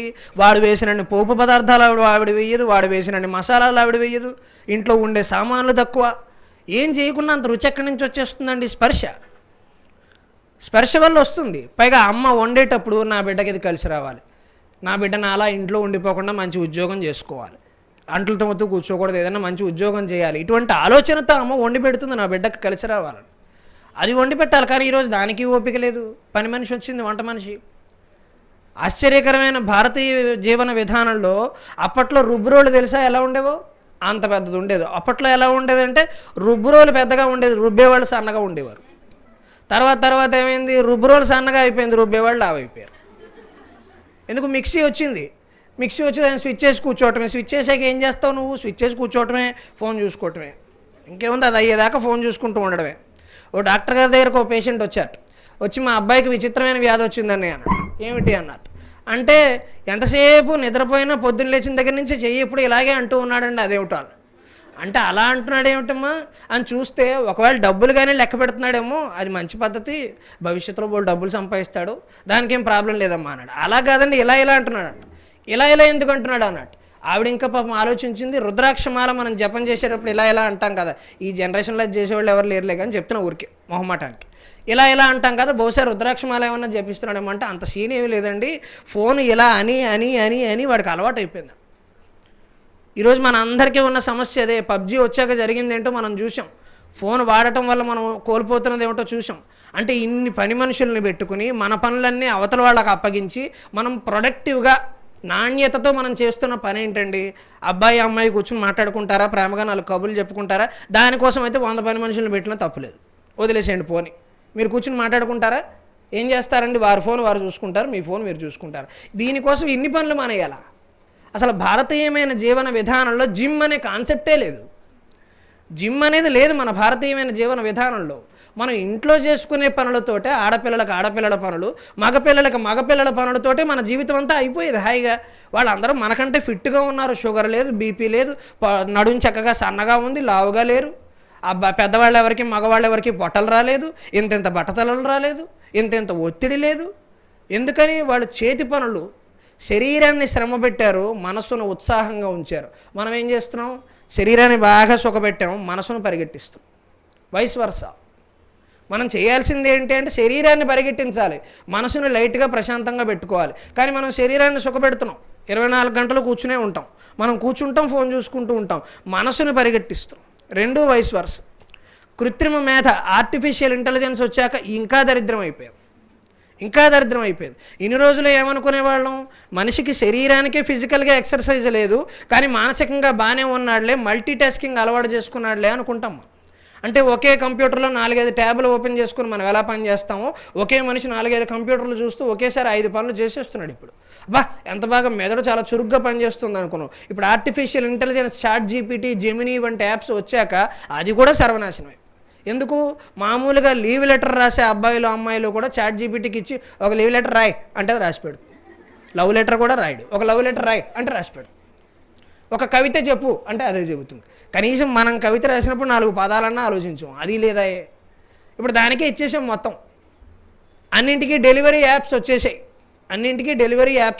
మనం కిరాణా సరుకులకి బయటికి వెళ్ళాం, కూరగాయలకి బయటికి వెళ్ళాం, పళ్ళకి బయటికి వెళ్ళాం, దేనికి బయటికి వెళ్ళాం. మనం ఐరావతం లాంటి సోఫాలో కూర్చుని ఫోన్ పట్టుకుని నొక్కుతూ ఉంటాం. అందరూ తీసుకొచ్చి ఇంటికి వస్తూ ఉంటారు. అప్పుడు ఫిట్గా ఎవరు ఉంటారు? డెలివరీ బాయ్స్ ఫిట్గా ఉంటారు. పని చేసి మనం అన్ని పనులు మానేసి సోఫాలో కూర్చోవటం వల్ల బోల్డ్ అంత అనారోగ్యాన్ని మనం కొని తెచ్చుకుంటాం. ఇదంతా మీకు ఎలా అలవాటు చేశారు? చీచి, మీ పనులు మీరు చేసుకోవటం అసలు స్టైలే కాదు, ఇండియన్స్కి బ్రతకటం రాదు, మీరు మీ పనులు చేసుకోవటం ఏమిటి? వేపలతో పడదనుకుంటారా? సో చీప్ అనేటప్పుడు మనం అందరం ఓహో వేపలతో తోముకోకూడదేమో. దీనికేం కులాల మతాలతో సంబంధం లేదు. ముస్లింలు క్రిస్టియన్లు కూడా వేపలతో తోముకోవచ్చు, అదేమి హిందుత్వం ఏం కాదు. అది అందరి పిల్లలు హాయిగా వేపలతో తోముకునేవారు. ఏం చేశారు? చిచి ఎంత చీపు, వేపలతో తోముకోవటం ఏమిటి అసహ్యంగా అన్నారు. మన అందరికీ బ్రష్లు పేస్టులు అలవాటు చేశారు. మీకు తెలుసునో లేదో, మనం వాడే ఒక టూత్ బ్రష్ భూమిలో కలవటానికి 5000 సంవత్సరాలు పడుతుంది. 5000 years ఒక టూత్ పేస్ట్ డిగ్రేడ్ కావడానికి. It is not biodegradable. ఒక చిన్న టూత్ బ్రష్ మనం వాడేది, మనం ఇప్పటివరకు మనకున్న వయసులో ఎన్ని టూత్ బ్రష్లు వాడి ఉంటాం. అవి ఎక్కడ ఉన్నాయి? రాజమండ్రిలో ఉన్నాయి, హైదరాబాద్లో ఉన్నాయి, ఎవరికి తెలుసు. అవి భూమిలో కలవవు. ఇవన్నీ ఏం చేస్తున్నాయి? సముద్రాల్లో కలుస్తున్నాయి. సముద్రాల్లో ఏమీ తెలియని జంతువుల నోట్లో అడ్డంగా చిక్కుకుంటున్నాయి. ఆ జంతువులు శాపనార్థాలు పెడుతున్నాయి మనుషులకి. ఎవడరా నాయన ఇవన్నీ అడ్డమైన గడ్డి తీసుకొచ్చి సముద్రంలో పడేశారు. జంతువుల ఉసురు కూడా మనకు తగులుతుందండి. చిన్నపిల్లలు కాబట్టి మీరు భవిష్యత్తుని మార్చగలరు కాబట్టి చెబుతున్నాం.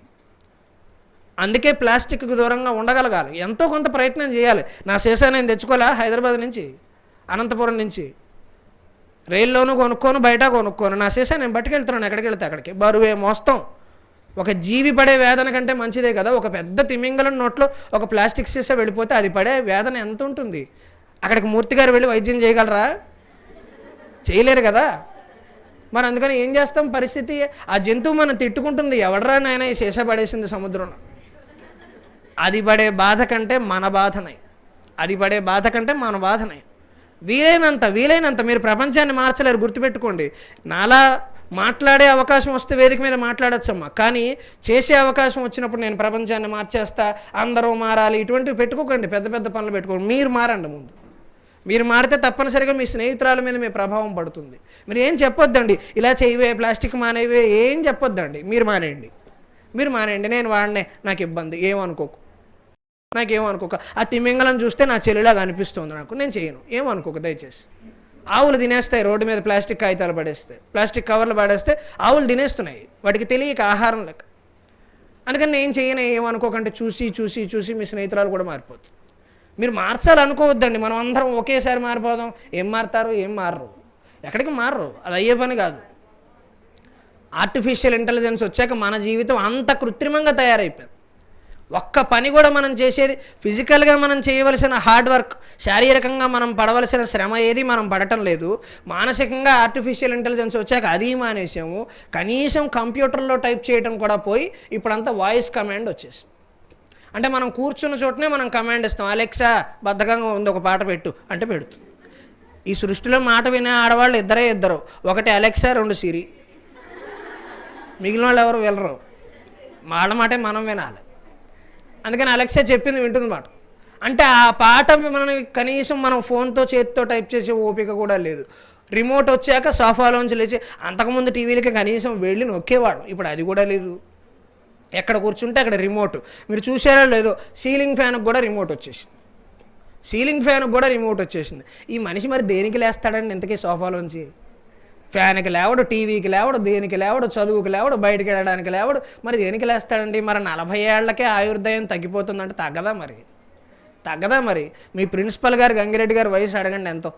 ఇప్పటికీ కూడా ఆయన నిలబడి మాట్లాడగలుగుతున్నాడు. ఎందుకని? ప్రాచీనమైన జీవన విధానం. వాళ్ళు ఇంకా మనంత చెడిపోలా, మనంత ఫోన్ ఎడిక్షన్ వాళ్ళకి లేదు. అందుకని ఇంత వయసు వచ్చినా హాయిగా ఆరోగ్యంగా ఉండగలుగుతున్నారు. మీ ఎన్ఎస్ఎస్ నాగేశ్వరరావు గారు మరొక మాట చెబుతున్నాను, నేను సెంట్రల్ యూనివర్సిటీకి నేను ఎన్ఎస్ఎస్ కోఆర్డినేటర్ని. అంత ఎన్ఎస్ఎస్ అంత ఉత్సాహంగా ఎలా ఉండగలుగుతున్నారు? జాతీయ సేవా పథకం, అంత సేవ ఎలా చేయగలుగుతున్నారు? ఆలోచన. మీరేమనుకుంటారు? మనస్సే ప్రధానం తల్లి, గుర్తుపెట్టుకోండి. మీకు శారీరకంగా ఎన్ని కష్టాలు ఉన్నా కూడా మనస్సు నిలబడాలనుకుంటే మీరు నిలబడతారు.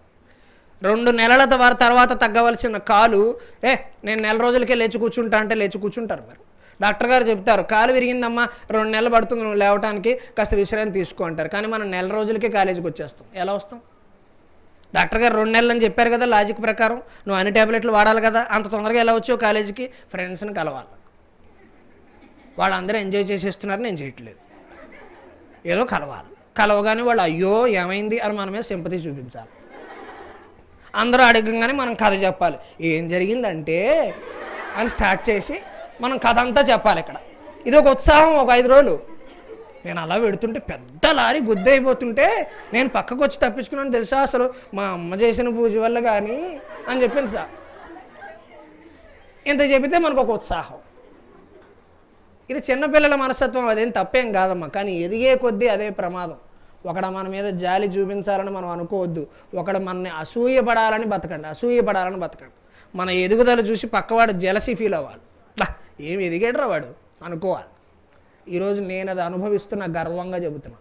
నాతో చదువుకున్న స్నేహితులందరూ ఆ రోజు వాడు తెలుగు చదువుకున్నాడు కానీ ఈరోజు వాడు చాలా మంచి ఉద్యోగంలో ఉన్నాడు రా నా స్నేహితులు నన్ను చూసి అసూయపడే వాళ్ళు ఉన్నారు. నాతో దెబ్బలాడిన వాళ్ళు మ్యాథ్సే జీవితం, ఫిజిక్సే జీవితం అనుకున్న వాళ్ళందరూ నా దగ్గరకు వచ్చి నీ జీవితమే బాగుందిరా అన్న వాళ్ళు ఉన్నారు. నేను ఆనందాన్ని ఈరోజు అనుభవిస్తున్నా. కానీ అది అనుభవించడం కోసం నేను 15 ఏళ్ళు ఓపిక పట్టాను.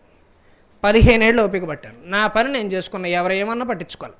చాలా మాటలు అన్నారు. నేను బాగా మాట్లాడాను అనుకోండి, ఏమంటారు? గరికపాటి నరసింహారావు గారు అబ్బాయి అంటే చెప్పేదే ఉంది, వాళ్ళ నాన్నగారి పోలికలు ఎక్కడికి పోతాయి అంటారు. అదే బాగా చెప్పలేదు అనుకోండి, ఏమంటారు? పండితపుత్ర పరమసుంఠ అంటారు. అంటే బాగా చెప్పిన క్రెడిట్ నాకు ఇవ్వరు, చెడగొట్టిన క్రెడిట్ ఇచ్చేస్తారు. ఇది ఎక్కడ కుదురుతుంది? ఇన్ని సవాళ్ళ మధ్యలో బతకాలండి. ప్రతి జీవికి, ప్రతి మనిషికి ఒక సవాల్ ఉంటుంది. ఒక లారీ డ్రైవర్ కొడుకుకు కూడా ఒక సవాల్ ఉంటుంది. ఒక బాత్రూములు శుభ్రం చేసే ఒక ఆయా కూతురికి కూడా ఒక సవాల్ ఉంటుంది.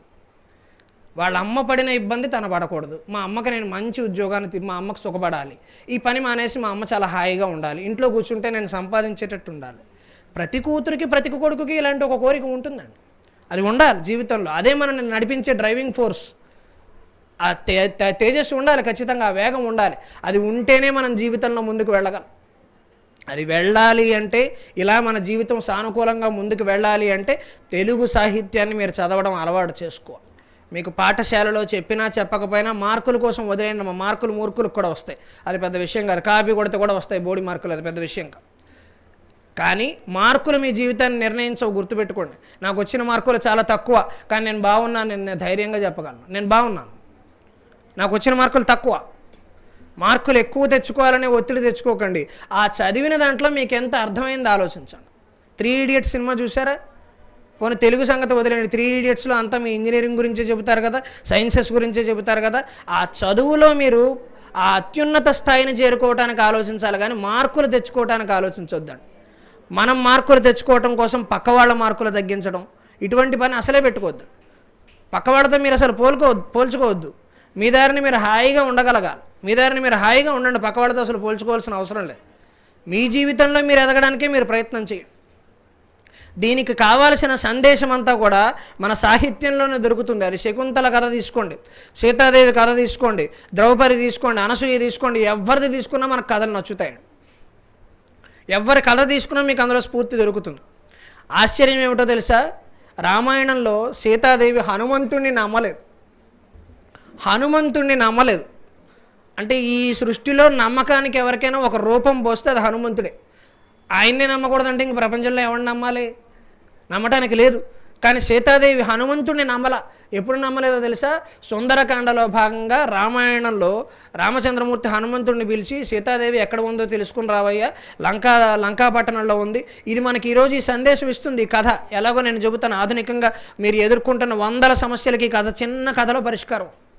మొత్తం కథ వివరంగా చెప్పకపోయినా సూక్ష్మంగా చెబుతాను. వెళ్ళి సీతాదేవి లంకాపట్టణంలో ఉంది, కనుక్కుని రావయ్యా అంటే హనుమంతుడు అక్కడికి వెళ్ళాడు. అమ్మవారు సింసుపా వృక్షం కింద కూర్చుని ఉంది. సీతాదేవి బాధపడుతోంది.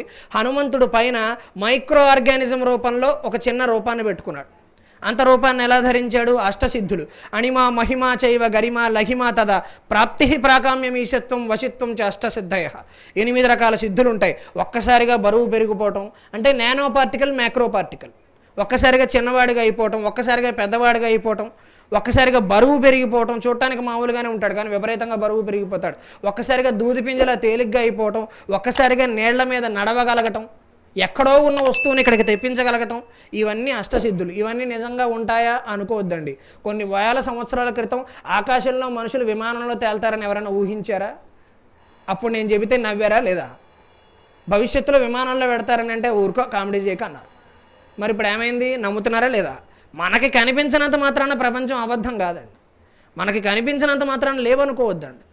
ఆ రోజు నమ్మలేదు, ఇప్పుడు నమ్ముతున్నారు కదా. ఈరోజు కాపురం ఒక్కటే కంప్యూటర్ చేయట్లా, మిగిలినవన్నీ చేస్తుంది. కాపురం ఒకటే చేయటం లేదు, మిగిలినవన్నీ కంప్యూటర్ చేయగలదు ఇవాళ. ఇది నమ్మామా? ఇలాంటి రోబోలు వస్తాయని మనం ఊహించామా? కనీసం 1992లో కూడా ఊహించాల, 2000లో కూడా ఊహించాల, 2010కి కూడా ఇంత ఊహ లేదు. ఒక 15 ఏళ్లలో ఎంత మార్పు వచ్చిందండి. అందుకని మనకి కనిపించిందే నిజం అనుకోవద్దండి. కొన్ని ప్రయత్నాలు చేయాలి. అలా వెళ్ళిన హనుమంతుడు పైన రామకథాగానం చేస్తే సీతాదేవి నమ్మలా. ఎందుకు నమ్మలా? Previous experience, పూర్వానుభవం. అలా నమ్మే మోసపోయి వచ్చింది ఇక్కడికి, రావణలంకి. రావణాసురుడు భవతి భిక్షాందేహి అన్నాడు, యాచించడానికి వచ్చాడు. వచ్చినవాడు నిజమైన వాడే అనుకుని వెళ్ళింది పాపం, తీరా చూస్తే మోసపోయింది.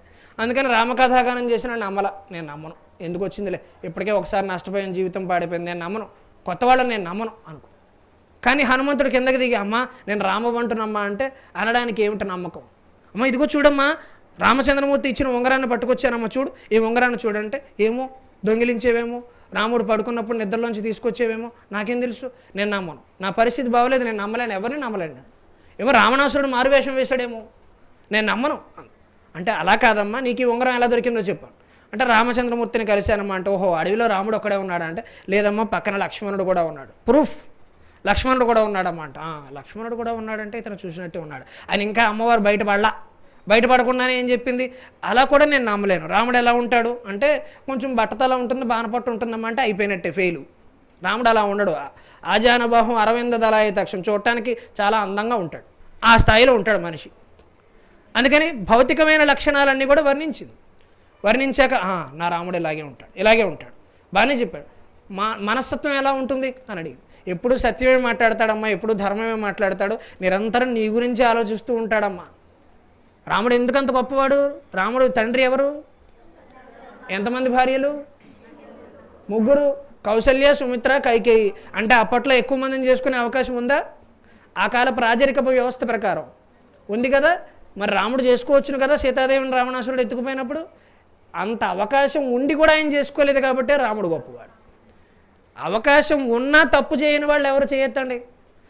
అవకాశం లేకపోతే అందరం నిజాయితీ పరులమే. రూములో ఇన్విజిలేటర్ లేరు, అయినా మనం పరీక్ష కాపీ కొట్టకుండా ఉండాలి, అది నిజాయితీ. ఇన్విజిలేటర్ ఉన్నప్పుడు అందరూ అలాగే ఉంటారు, బాగానే ఉంది.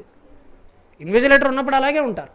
నేను చిన్నప్పుడు నా 4వ తరగతి వయసులో నేను కాపీ కొడితే మా నాన్నగారు నన్ను పార్కుకి తీసుకెళ్ళి నాకు ఇష్టమైన ఐస్ క్రీమ్ తినిపించి కూర్చోబెట్టి, ఈ మార్కులు ఎలా వచ్చాయి అని అడిగారు. కొట్టలా తిట్టలా, నువ్వు ఇంత బాగా చదవవు నాకు తెలుసు, నీకు ఎక్కడి నుంచి వచ్చాయి ఈ మార్కులు అంటే, మీరు తిడతారని చెప్పలేదు, మరి పక్కవాడు కాస్త ఉదార భావంతో దానగుణంతో ఏదో కొంచెం చూపించాడు, రాశాను. నాన్నగారు అన్నారు, ఇలాంటి ఐస్ క్రీములు రోజుకు 2 తినిపిస్తాను నీకు, రోజుకు 2 తినిపిస్తాను, ఏడాది తినిపిస్తాను, జలుబు వచ్చినా పట్టించుకొని తినిపిస్తాను, నీకు ఐస్ క్రీమ్ మీద విరక్తి కలిగే వరకు తినిపిస్తాను. ఒక్క పంచి, రోజు నువ్వు కళాశాలకు వెళ్ళు, 25కి 0 తెచ్చుకో, 1 మార్కు కూడా తెచ్చుకోక్కర్లా, కానీ కాపీ కొట్టనని ప్రమాణం చేయాలి. ఆ నిర్ణయం ఈరోజు నన్ను గురజాడన చేసింది. నేను కాపీ కొట్టలా. ఆయన నుంచి నాకు ఆ స్ట్రెస్ లేదు, నువ్వు ఖచ్చితంగా మార్కులు తెచ్చుకోవాలి, లేకపోతే నా పరువు పోతుంది, నేను గొప్ప పండితుడిని అంటున్నారు, నా ఊళ్ళో నా పరువు ఏం కావాలి, ఏం చెప్పలే ఆయన. 0 తెచ్చుకో, కాపీ కొట్టలా ఇప్పటిదాకా, జీవితంలో బాగున్నావు హాయిగా. కాపీ కొట్టాల్సి, పక్కవాడి మార్కులు మనకు వద్దురా అన్నారు. పక్కవాడి మార్కులు మనకు వద్దనే విషయం, పక్కవాడి డబ్బులు కూడా వద్దనే ఆలోచనకి నన్ను తీసుకెళ్ళి, చిన్నప్పుడు తీసుకునే నిర్ణయాలు అంత బలీయంగా మారిపోతాయి.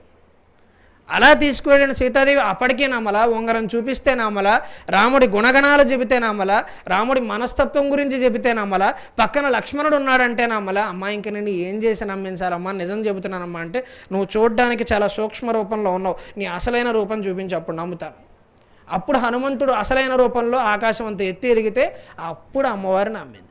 అప్పుడు హనుమంతుని దగ్గరికి పిలిచి, నా కోసం వచ్చావా, ఎంతో కాలంగా చూస్తున్నానయ్యా, ఎవరన్నా వస్తారేమో అని, నువ్వైనా వచ్చావు, దా కూర్చో బంగారు తండ్రి, అలసిపోయావు, ప్రయాణం చేసావు అని అప్పుడు దగ్గరికి తీసుకో.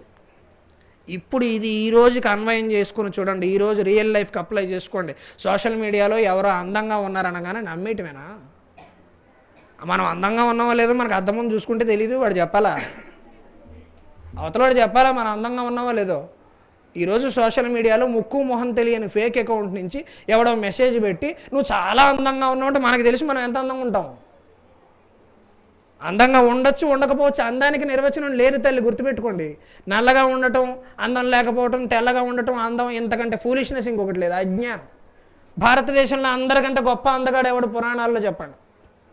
రాముడు, ఇంకా కృష్ణుడు, ఇంకా శివుడు, ఇంకా గాడ్ ఆఫ్ లవ్ మన్మథుడు. వీళ్ళందరూ అందగాడని చెబుతారు కదా. ఆశ్చర్యం ఏమిటో తెలుసా, అందరూ నల్లగా ఉంటారు. రాముడు నలుపు, కృష్ణుడు నలుపు, మన్మథుడు నలుపు, అందరూ నలుపు. అంటే దీన్ని బట్టి అర్థమైంది ఏమిటి? నల్లగా ఉన్నవాళ్ళే అందగాళ్ళు, తెల్లగా ఉన్నవాళ్ళు కాదు, నాతో సహా. జయంతుడు వసంత పురుషుడు. అంటే అందం అనేది వ్యక్తిగత నిర్వచనము. రంగు రూపు వాసన చూడడానికి ఇది బ్రూ కాఫీ కాదు. అందం అనేది వ్యక్తిగత అభిరుచి.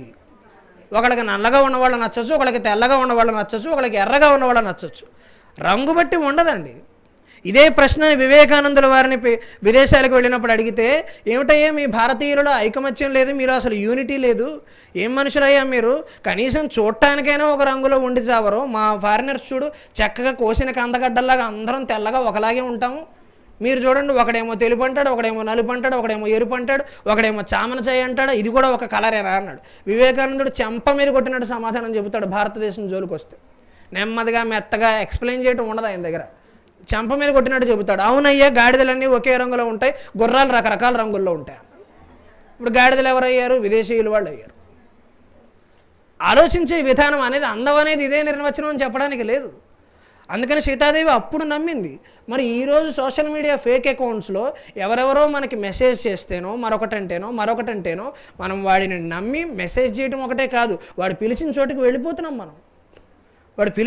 వెళ్ళిపోతున్నాం. చిన్న పిల్లలు, మీకు ఆలోచన ఉండకపోవచ్చు, నేను మరొక మాట చెబుతున్నా, మీ వయస్సులో నేను కూడా ఇంత పరిపక్వతతో లేను, నేను కూడా ఇంత మెచ్యూర్డ్గా లేను. ఆ వయసులో ఉండేందుకు అవకాశం తక్కువ. ఇంటర్మీడియట్ అనేది చాలా సెన్సిటివ్ ఏజ్. తర్వాత డిగ్రీ పీజీ వరకు కూడా డిగ్రీ వరకు కూడా పర్వాలేదు. పీజీ తర్వాత మనకు అసలైన జీవితం అర్థమవుతూ ఉంటుంది. పీజీ తర్వాత అప్పటి వరకు మనం కూడా నమ్మే పరిస్థితి లేదు, ధైర్యంగా ఉండగలగాలి అప్పటి వరకు. అంత పరిస్థితి ద్రౌపదికి వచ్చింది. ఎప్పుడు వచ్చింది ద్రౌపదికి? కీచకుడు గురించి విన్నారా ఎప్పుడైనా? అప్పట్లోనే జరిగిన సెక్సువల్ హెరాస్మెంట్, అప్పట్లో జరగబోయిన అత్యాచారం, కీచక వధ. కీచకుడు ఉన్నాడు, ద్రౌపది వాళ్ళు ఎక్కడ ఉన్నారు? విరాట మహారాజు కొలువులో ఉన్నారు, అజ్ఞాతవాసంలో ఉన్నారు. అజ్ఞాతవాసం అంటే ఏంటి?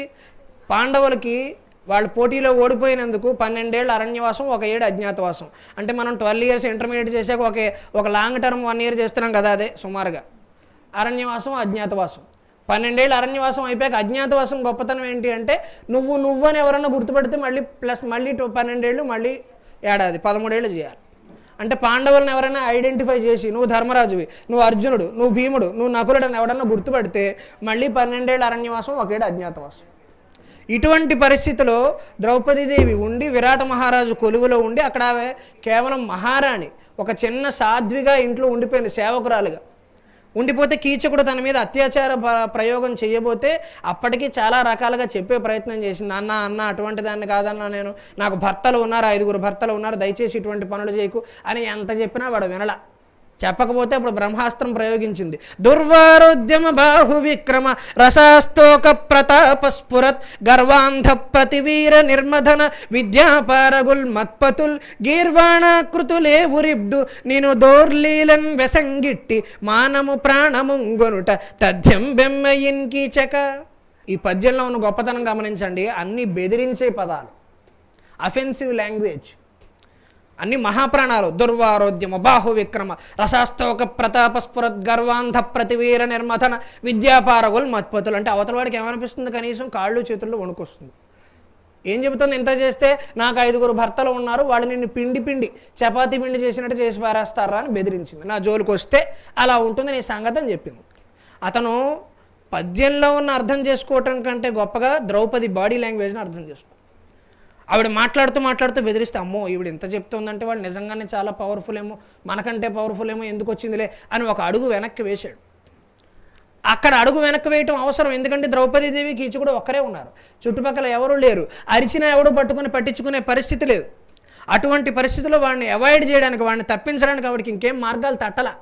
And then she used her communication skills, సంభాషణ నైపుణ్యాన్ని ఉపయోగించి అత్యాచారం నుంచి తప్పించుకుంది. సంభాషణ నైపుణ్యం, కేవలం కమ్యూనికేషన్ స్కిల్స్. వాడిని బెదిరించింది, వాడు కంగారు పడ్డాడు. మళ్ళీ 2వ రోజు వచ్చాడు. అప్పుడేం చెప్పింది? అందరి ముందు ఏది పడితే అది మాట్లాడడానికి ఇబ్బందిగా లేదా? ఆడపిల్ల అన్నాక కొంత ఆత్మాభిమానం ఉంటుంది, అర్థం చేసుకోవాలి, అన్నీ నేరుగా చెప్పరు, ఆడవాళ్ళ మాటలకు వాళ్ళ అర్థాలు ఉంటాయి అని చెప్పింది.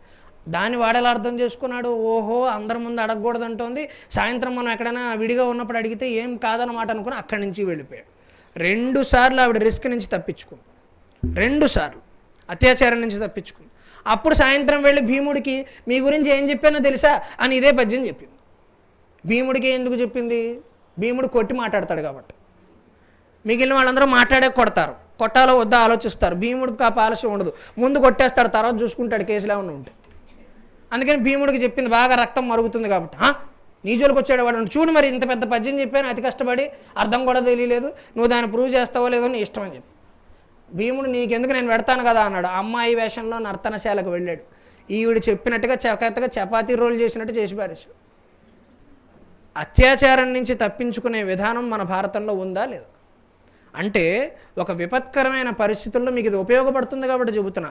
అన్నిసార్లు మన స్నేహితురాల్లో, మన బంధువులో, మన అమ్మానన్న మన దగ్గర ఉండకపోవచ్చు.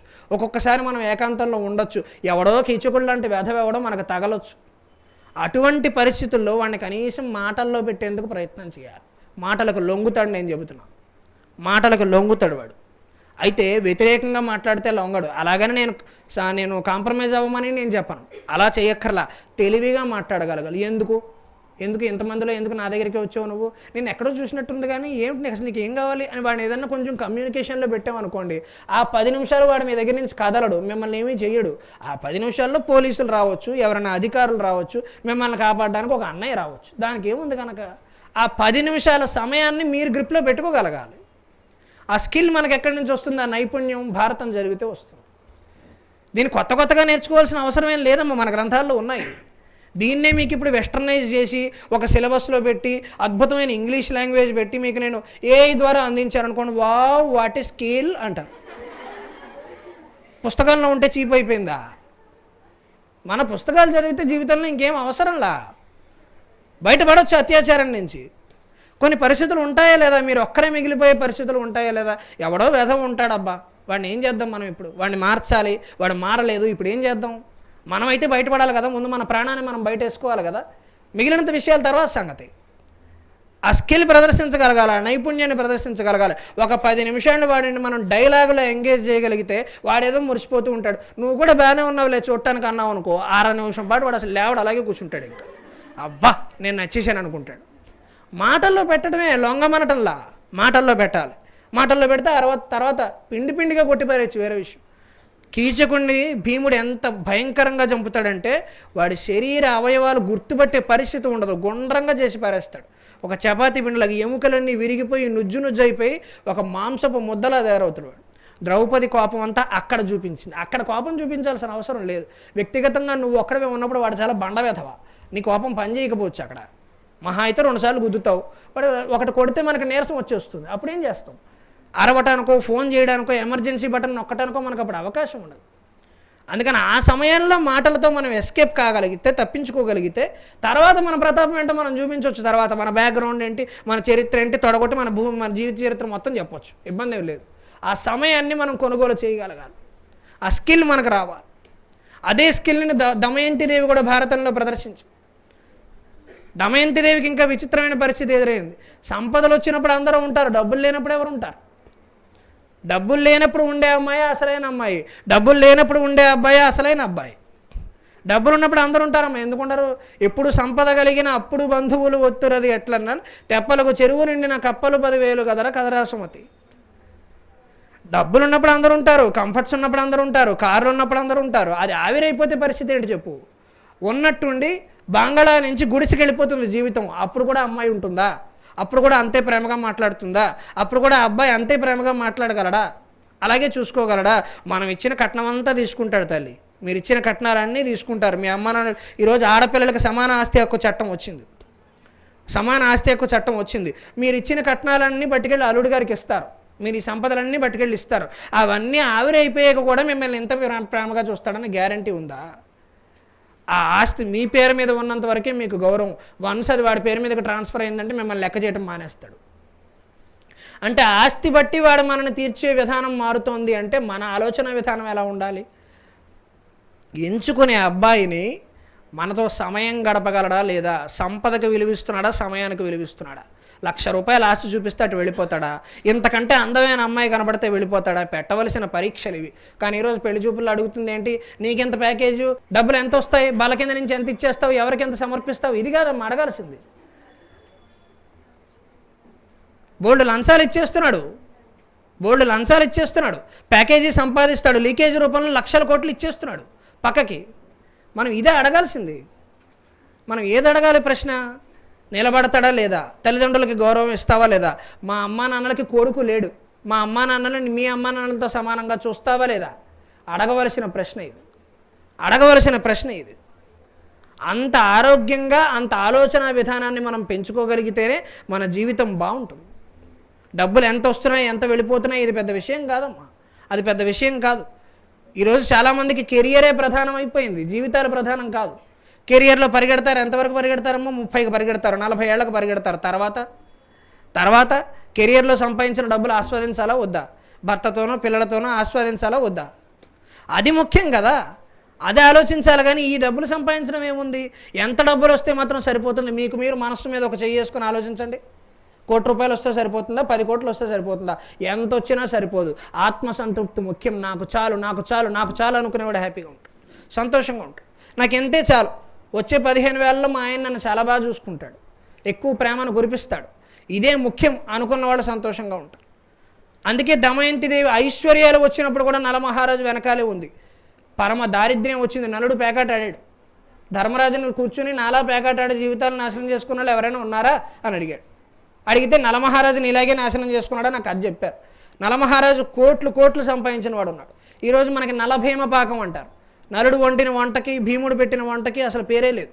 అంత మంచి వంట ఇంకెవరు చేయలేరు. అటువంటి నలమహారాజు పేకాట్లాడటం వల్ల జీవితంలో నాశనం అయిపోయాడు. అటువంటి సమయంలో కూడా దమయంతిదేవి వదిలిపెట్టల. ఎంత భయంకరమైన పరిస్థితి అంటే ఇద్దరు అడవిలోకి వచ్చేసారు. మహారాజులు, మామూలు మహారాజులు కూడా కాదు, అటువంటి వాళ్ళు అడవికి వచ్చేసారు. వెనకాల ఎవరు సేవకులు లేరు. ఆశ్చర్యం ఏంటంటే నలమహారాజుకి కట్టుకునే గుడ్డలు లేని పరిస్థితి వచ్చింది. ఒక చిన్న లుంగి కట్టుకున్నాడు. ఇద్దరికి ఆకలేస్తోంది. ఆకలేస్తే మాంసాహారం తినాలనిపించింది. ఎంతైనా క్షత్రియులు కదా, మాంసాహారం తినాలనిపిస్తుంది. 4 పావురాలు కనబడితే ఆ పావురాలు ఎగరకుండా ఉండేందుకు తన లుంగిని తీసి వాటి మీద వేశాడు. ఆ పావురాలు లుంగి పట్టుకుని ఎగిరిపోయి, వేసుకోవటానికి బట్టలు లేవు.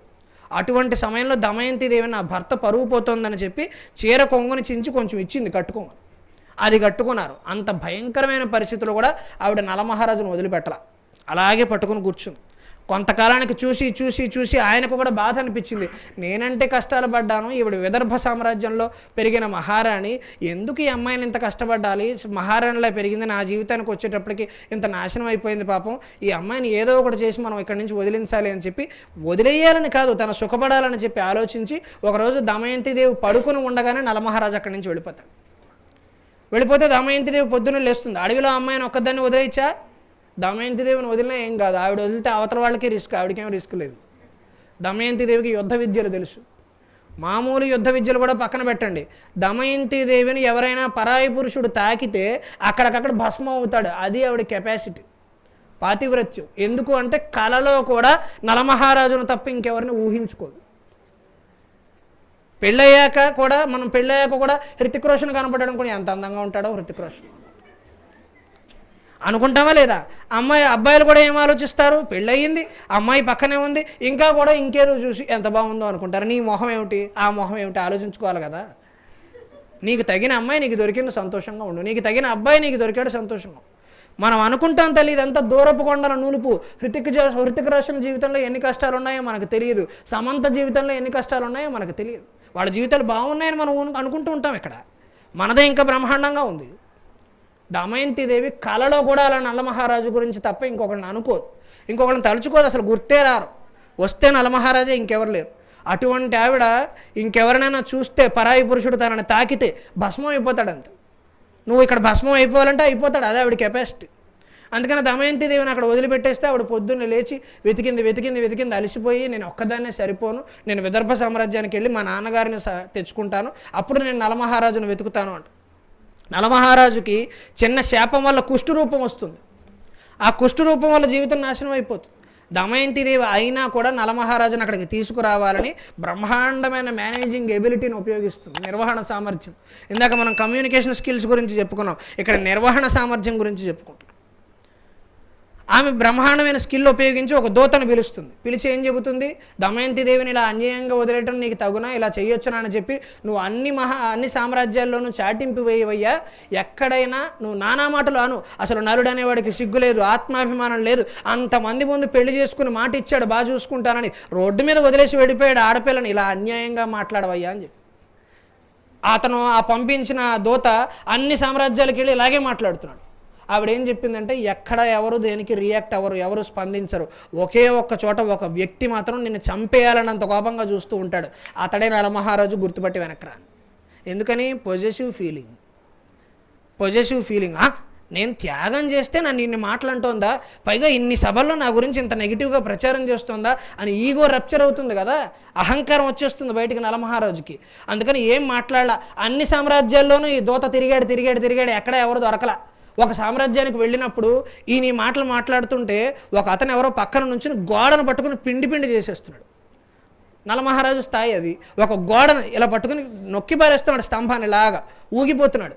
అతను చూసి ఓహో ఇది సామ్రాజ్యం అనమాట అనుకున్నాడు. ఆవిడ ఏం చేయొద్దని చెప్పింది, వెనక్కి వచ్చాక దమయంతిదేవి ఎక్కడైనా ఎవరైనా స్పందించారా అంది.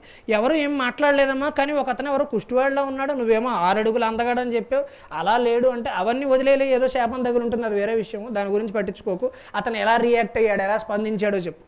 అమ్మ స్తంభాన్ని పట్టుకుని పిండి చేసేస్తున్నాడమ్మా అతనే నలమహారాజు.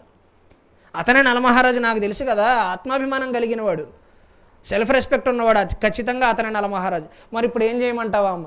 అదే సామ్రాజ్యానికి మళ్ళీ వెళ్ళు, దమయంతిదేవి 2వ పెళ్లి చేసుకుంటోందని స్వయంవరం ప్రకటించు. ఆవిడ స్కిల్ తన భర్తను తన దగ్గరికి తెప్పించే విధానం చూడండి. దమయంతిదేవి మళ్ళీ పెళ్లి చేసుకుంటోంది, స్వయంవరం అని ప్రకటించు, అందరు రాజుల్ని రమ్మను. ఇంకెక్కడా చెప్పలా, ఆ సామ్రాజ్యంలోనే చెప్పారు, మిగిలిన చోట్ల చెప్పలా. పరువు తీసుకోవటం ఎందుకు? అక్కడికి మాత్రమే వెళ్ళి చెప్పాడు. చెప్పేటప్పటికి ఇంకా నలుడు కనిపించిన వస్తువుల నేలకేసి బాధేస్తున్నాడు ఆ ఊళ్ళో.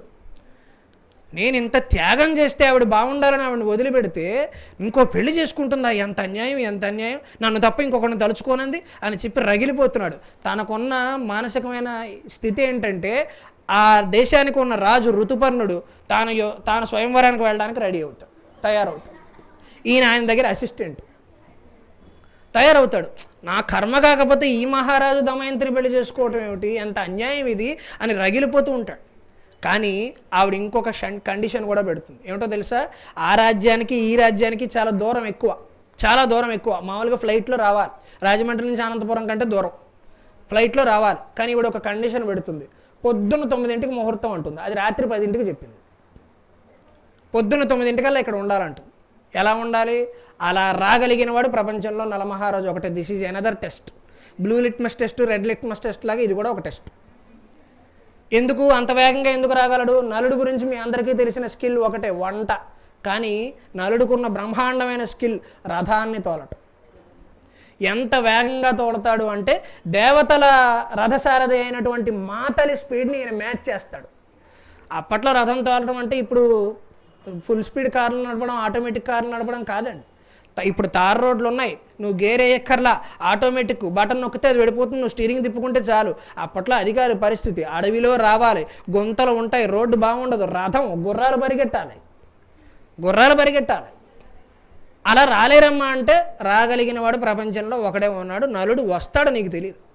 ఒకవేళ ఎక్కడైనా అతను అలిసిపోయినా నాకు పెళ్ళవుతుందనే ఫీలింగ్ ఒకటి ఉందే, అది పట్టుకొచ్చేస్తుందని చెప్పి ఆ ఫీలింగ్లో ఖచ్చితంగా ఇంకా వేగంగా నడుపుతాడు.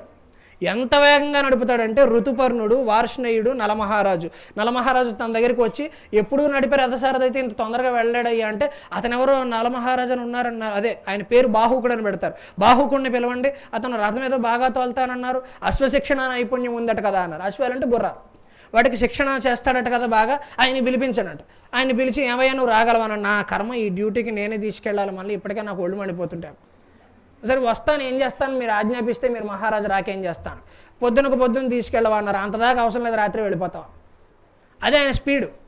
ఎంత వేగంగా పెడతారంటే, రథాన్ని ప్రారంభించాక వాళ్ళు ముందుకు పెడుతూ ఉంటే, ఈ మెడలో ఉన్న కండువా ఉంది కదా, మహారాజు గారి మెడలో కండువా ఒకసారి అనుకోకుండా గాలికి వెనకాల పడిపోతుంది. ఈయనలా పిలిచి, ఇదిగో బాహుక ఒకసారి ఆపి, రాజుగారి ఉత్తరీయం కింద పడిపోయింది, అది 1,00,000 రూపాయలు ఉంటుంది, కొంచెం పక్క కాపి నేను వెళ్ళి తెచ్చుకుంటాను. ఈ మాట చెప్పడానికి ఎంతసేపు పట్టిందండి? మహా అయితే ఒక 1/2 నిమిషమా? నలమహారాజు వెనక్కి తిరిగి అంటాడు, అది ఇప్పుడు దొరకదు, అది పడిపోయిన చోట ఒక 15 కిలోమీటర్ల వెనకాల ఉందంట. అంటే అతను తోలే వేగం ఆ స్థాయిలో ఉంది. మీరు పెడితే మళ్ళీ రాలేరు, నేనే తీసుకెళ్ళాలి, నడుచుకుంటూ పెడితే రేపు పొద్దున అవుతుంది. 15 కిలోమీటర్ల వెనకాల 3 మైళ్ళు సుమారుగా, అంత వేగంగా రథాన్ని తోలుతాడు. అలా వెళ్ళిన నలమహారాజుకి ఈవిడ పెట్టిన పరీక్ష అది. ముందు తన ఈగో, తను బాధపడతాడా లేదా, ఆత్మాభిమానానికి లొంగుతాడా లేదా అని చూసింది. అక్కడ పరీక్షలో పాస్ అయ్యాడు. స్వయంవరం పెడితే రగులుతాడా లేదా అని చూసింది, రగిలాడు. ఆ రాత్రికి రాత్రి వేగంగా రాగలడా లేదా అని చూసింది, వచ్చాడు. అంత వేగంగా వచ్చినవాడు కుష్ఠరూపంలో ఉన్నాడు, ఇంతే ఎత్తున్నాడు. అదేంటి 6 అడుగులు ఉండాలి కదా అంటే, అవన్నీ పెద్ద విషయం కాదు, మహారాజులు ఏదో శాపం తగిలి ఉంటుంది, ఆలోచించక దాని గురించి అన్నాడు. అక్కడ కూడా నానా మాటలతో బాధ పెట్టింది, ఇంకా వినలా. చివరి అస్త్రంగా ఏం చేసిందో తెలుసా, నలమహారాజు బాహుకుడు రూపంలో ఉండి గుర్రాలను కడుక్కుంటున్నాడు. రథం తోలటం అంటే ఊరికే రథం తోలటం కాదు, గుర్రాలకు అన్ని సేవలు చేయాలి. చివరికి దానికి కాళ్ళు నొక్కాలి, అలసిపోయింది మరి, అంతసేపు పరిగెట్టింది కదా. ఆ సేవ చేసుకుంటూ కూర్చుంటే తన 2 పిల్లలు ఉంటారు, వాళ్ళిద్దరిని ఆ బాహుకుడు ఉండే చోటుకి పంపించి ఊరికే ఆయన్ని పలకరించడండి. చిన్నపిల్లలు అక్కడికి వెళ్ళి అల్లారు ముద్దుగా పలకరిస్తూ ఉంటే పెద్ద కొడుకు ఇలాగే నుంచుని పలకరించట్లా. ఏమిటి వీడు నన్ను పలకరించట్లేదు అనుకుంటే, నేను నలమహారాజు కొడుకుని, నేను ఎవరిని పలకరించను తెలుసా అన్నాడు. అంటే ఆయనకు అనిపించింది, అబ్బా నా కొడుక్కి నా గర్వం కూడా వచ్చేసింది, ఆత్మాభిమానం కూడా వచ్చేసిందని ఇద్దరిని దగ్గరికి తీసుకుని ప్రేమగా కౌగిలించుకుని విపరీతంగా ఏడ్చేస్తాడు. ఇదంతా దూరం నుంచి ఒక దూతను చూడమని చెప్పింది. ఏడుస్తాడా లేదా చూడు, కౌగిలించుకుంటాడా లేదా చూడు అని. అన్నీ చూసింది. ఇన్ని పరీక్షల్లో పాస్ అయ్యాక అతనికి లోపలికి పిలిచి సభామండపంలోకి పిలిచి, స్వయంవరం లేదు, ఆ నలమహారాజును తీసుకురావటం కోసం ఇదంతా చేసాం ఏర్పాటు. నీ వెనకాల ఉన్నవాడు మామూలు బాహుకుడు కాదయ్యా, అతడు నలమహారాజు. ప్రపంచంలో అంత వేగంగా రథం తోలగలిగిన వాడు, అంత బాగా వంట చేయగలిగిన వాడు ఎవరూ లేరయ్యా. ఈరోజు ఐటీలో జాయిన్ అయ్యే అమ్మాయిలు అయితే నలమహారాజునే పెళ్లి చేసుకుంటారు, హాయిగా వంట చేసి పెడతాడు శుభ్రంగాను. అటువంటి వాడయ్యా నలమహారాజు అంటే అని చెబితే, మరి ఈ రూపం ఎందుకు వచ్చింది అంటే, అతను పడుతున్న ఇబ్బందులను అతను తప్పించుకోవటం కోసం ఒక కొండ చిలువ తనని కాటేసింది. ఆ కొండ చిలువ తనకి ఏం చెప్పింది అంటే, ఎప్పుడైతే నీకు ఈ పరిస్థితుల నుంచి ఉపశమనం కలిగిందో ఆ రోజు నన్ను ఒక్కసారి మనసులో తలుచుకోవయ్యా, నేను చక్కగా నీకు కనిపిస్తాను, మామూలు రూపంలో నువ్వు వెలిగిపోతావంటే, అప్పుడు నలమహారాజు తనకు పట్టిన సమయం అంతా, పాడైపోయిన సమయం, మంచి రోజులు వచ్చాయి కాబట్టి మనసులో సంకల్పిస్తాడు. ఒక్కసారిగా 6 అడుగుల అందగాడిలా నిలబడతాడు. దమయంతిదేవి వెళ్ళి పెళ్లి చేసుకుంటాడు. మళ్ళీ ఇంకొకసారి గౌరవంగా పట్టుకుని పెళ్లి చేసుకుంటాడు, అందరి ముందు చేసుకుంటాడు. ఒకే అబ్బాయిని 2వ సారి పెళ్లి చేసుకుంటాడు. అంత ప్రేమ అంటే, ఈ మాత్రం ఫెమినిజం, ఈ మాత్రం స్త్రీవాదం ఆధునిక సాహిత్యంలోనే ఉందా, ప్రాచీన సాహిత్యంలో లేదా? ఎవరి కథ తక్కువ ఇందులో? శకుంతలది తక్కువ, ద్రౌపదిది తక్కువ, దమయంతిది తక్కువ, సీతది తక్కువ? మనకి ఈ కథలన్నీ ఈరోజు చెప్పేవాళ్ళు లేరు, చెబితే వినేవాళ్ళు లేరు. మీరు ఇంకా మంచి పిల్లలు కనీసం ఒక అరగంట అయినా విన్నారు. అలా కూర్చునేవాళ్ళు ఎవరు? మనం నేర్చుకోవాలే కానీ ఇటువంటి స్కిల్స్ అన్నీ మహాభారతంలోను రామాయణంలోనూ కూడా ఉన్నాయి. ఇందాక మేడం చెప్పిన పద్యంలోనే నేను రాసిన మనుచరిత్ర మీద నేను ఎంఫిల్ చేశాను. మనుచరిత్ర వ్యక్తిత్వ వికాసం, పర్సనాలిటీ డెవలప్మెంట్. ఆ కావ్యం మీద ఎవడో ఆ కోణం చెయ్యనే చేయడు, అందుకే నేను ఆ కోణం చేశాను. ఎవడు చెయ్యడు కాబట్టి నేను చేశాను, ఎవ్వరూ చేయరు దాని మీద. పెళ్ళైపోయిన ప్రవరుడు తాను ఎక్కడికో వెళ్ళి, ఈ ఒక్క అంశమో చెప్పి నేను సెలవు తీసుకుంటాను మరొక 5 నిమిషాలు. పెళ్ళైపోయిన ప్రవరుడు తాను ఎప్పుడు సేవలు చేసుకుంటూ ఉండే ప్రవరుడు, అతిథులు రాగానే భోజనం చేసే ప్రవరుడు, ఒక్కసారి తాను ఎప్పుడు ట్రిప్పుకు వెళ్ళలేదు, యాత్రకు వెళ్ళాలి అనుకున్నట్టు. ఎక్కడికి వెళ్ళాలి, ఎప్పుడు ఈ ఊళ్ళోనే ఉండిపోయాను, ఎంతసేపు యజ్ఞాలు యాగాలే సరిపోయి, నేను ఎక్కడికైనా వెళ్ళాలి అనుకున్నాడు. అతనికి ఒక సిద్ధుడు కనిపించి, నేను చాలా యాత్రలు చేశానయ్యా అని యాత్రా విశేషాలు చెబుతుంటే, మీ వయస్సు చూస్తే చిన్నవారిలో ఉన్నారు, ఇన్ని ప్రాంతాలు మీరు ఎలా తిరిగారు అంటే, నా దగ్గర ఒక పాదలేపనం ఉందయ్యా, ఆ పాదలేపనం కాళ్ళకు పూసుకుంటే ఎక్కడికంటే అక్కడికి వెళ్ళిపోవచ్చు, ఫ్లైటు ట్రైను ఏం ఖర్చులే ఉండవు, IRCTC అవసరం లేదు, అందుకని అది చేసుకోవచ్చు అయ్యా అన్నారు. ఇంత సేవ చేశాను కదా, కొద్దిగా నాకు చిన్న డబ్బాలు, అది ఇద్దరు కొంచెం పాదలేపనం అన్నారు. హాయిగా ఇస్తాను తీసుకో. ఆ పాదలేపనం పూసుకున్న ప్రవరుడు ఏం చేశాడు, హిమాలయాలకు వెళ్ళాడు. ఈరోజు most attractive tourist place in India Kashmir. అక్కడికి వెళ్ళాడు, హిమాలయాలకు వెళ్ళాడు. మీ అందరికీ తెలిసిన పద్యం అటజని కాంచ భూమీశ్వరుడు. ఎంతమందికి తెలుసో నాకు తెలియదు, మా తరం వాళ్ళకైతే తెలుసు. అన్నీ చూశాడు, అద్భుతంగా హిమాలయాల పద్యం అంతా వర్ణించాడు, బాగానే ఉంది. మధ్యాహ్నం అయిపోయేటప్పటికి అసలైన సమస్య ఎప్పుడు వచ్చింది మధ్యాహ్నానికి. ఏంటో సమస్య, మధ్యాహ్నానికి ఎండ బాగా పెరిగింది. ఎండ పెరిగితే మంచు ఏమవుతుంది, కరిగిపోతుంది. మనవాడు మంచు మీదే నుంచున్నాడు, అందుకని కాళ్ళకున్న పాదలేపనం మొత్తం కరిగిపోయింది. వచ్చేసాడు హిమాలయాలకు ట్రిప్ అనగానే. అమ్మకి చెప్పాలో, నాన్నకి చెప్పాలో, వాళ్ళ ఆవిడికి చెప్పాలో, వచ్చేసాడు. ట్రిప్ అన్నప్పుడు అందరినీ తీసుకురావాలి కదా, ఒకడే వచ్చేసాడు. వచ్చేసాక మొత్తం పాదలేపనం కరిగిపోయింది. మూసుకొని నేను రాజమండ్రి వెళ్ళిపోవాలి అనుకున్నాడు, వెళ్ళలేదు, అక్కడే ఉన్నాడు. పోనీ కాకినాడ అన్నాడు, అది కూడా లేదా. ఎందుకు, కింద పాదలేపనం కరిగిపోయింది. అప్పుడు అసలైన సమస్య ఎదురైంది. ఎవరిని అడగాలో తెలియక అటు ఇటు చిరునామాలు అడుగుతూ ఉంటే, వరూధిని అనే ఒక అందమైన అప్సరస దేవకన్య, గంధర్వ కన్య అక్కడే చరిస్తూ కనబడుతూ ఉంటుంది. ఇతను ఎప్పుడు ఇంటిని విడిచి బయటికి రానివాడు కాబట్టి ఈరోజు మీకుండే అట్రాక్షన్స్, చిన్న వయస్సులో ఉండే అట్రాక్షన్స్ ఇవన్నీ. ఆ వరూధిని చాలా అందంగా ఉంటుంది, ప్రవరుణ్ణి విపరీతంగా ఆకర్షించే ప్రయత్నం చేస్తుంది. మొదటిసారే ఆమె వరూధిని ప్రవరుణ్ణి బుట్టలో వేసుకునే ప్రయత్నం చేస్తుంది. అక్కడికి ప్రవరుడు నాకు పెళ్ళయింది, నేను వేరే అమ్మాయిని చూడనని చెబుతాడు. అయినా ఆవిడ 100 ప్రయత్నాలు చేస్తుంది. మామూలు ప్రయత్నాలు కాదు, ముందు తన అందాన్ని చూపించే ప్రయత్నం చేస్తుంది. ప్రవరుడు లొంగడు, నేను అంత గొప్పదాన్ని అని చెబుతుంది. వినడు. నా బెంచ్మేట్స్ ఎవరో తెలుసా, మన ఊర్వశి, రంభ, మేనక, మేమందరం కలిసి చదువుకుంటాం, అది మరి నా స్టేటస్ అని చెప్పింది. అయినా కూడా అబ్బే ఇవన్నీ పెద్ద విషయాలు కావాలి, దేనికి లొంగల. చివరికి కాళ్ళు ఎట్టుకుని బతిమాలుతుంది, అయినా వినడు. ఆశ్చర్యం, మీరు చెబితే నమ్మరు, తనంతట తాను జుట్టు చెరిపేసుకుని అతని మీద అత్యాచారం నింద కూడా మోపుతుంది. ఇక్కడ ఎవరూ లేరనుకుంటున్నావేమో, నన్ను అన్యాయం చేసామని బయటకు వెళ్ళి చెబుతాను. నీ ఇష్టం వచ్చిన వాళ్ళకి చెప్పుకో, నేనైతే లొంగలేదు, నేనేమి లొంగను. అపారమైన ఇంద్రియ నిగ్రహం, తన అదుపు, తన శరీరం తన అదుపులో ఉండగలగటం. ఎందుకని?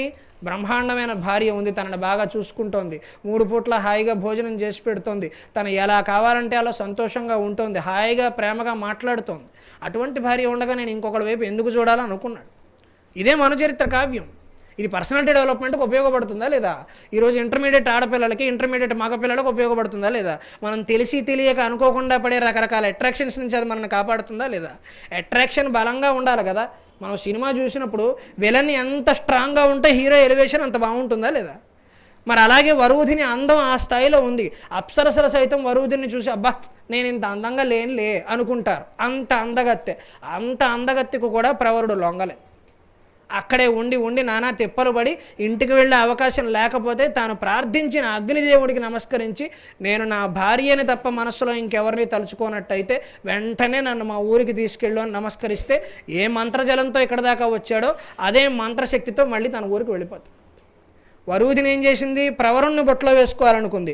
ఆమె కథ కూడా ఎంత విచిత్రంగా మారిందో చూడండి. వరూధిని ప్రవరుణ్ణి చూస్తుంటే కోరి తిన్నొక్క భామ అది కోరదు నన్ను అని చెప్పినట్టుగా ఈవిడ ఒకరిని చూస్తోంది, ఈవిడిని చూసేవాడు ఇంకొకడు ఉన్నాడు వెనకాల. వాడేం చేశాడు? చూశాడు, ఓహో ఈవిడికి ప్రవరుడు అంటే ఇష్టమా అనుకుంది. వాడు గంధర్వుడు కామరూపాలను ధరిస్తారంటే కోరుకున్న రూపం. అంటే ఈవిడ ఏ రూపాన్ని కోరుకుంటుంది? ప్రవరుడు రూపాన్ని కోరుకుంటుంది. అతను ఉన్నట్టుండి ప్రవరుడుగా మారిపోయి అక్కడక్కడే తిరుగుతున్నాడు. ఈవిడ మళ్ళీ వెళ్ళి అదేమిటి ఊరొదలు వెళ్ళిపోయానన్నావు, ఇంకా ఎక్కడే తిరుగుతున్నావు అంటే, అదే నువ్వు పాపం చాలా బాధపడుతున్నావు కదా, నేను ఇలా వదిలేయటం పద్ధతి కాదనిపించింది నాకు, ఇది జరిగింది ఏదో జరిగిపోయింది, ఇప్పుడు నేను అంత దూరం వెళ్ళలేను కదా, ఇంకేదో నీతోనే ఉండిపోతాను అనుకుంటే ఈ వెరుబాగులలో మాయలో పడి. అంటే మనం ఎవరినో మాయలో పడేయాలనుకుంటే మనం పడతాం పోయి మాయలో. ప్రవరుణ్ణి బురదలోకి దింపాలనుకుంది, ఆవిడ దిగింది బురదలో.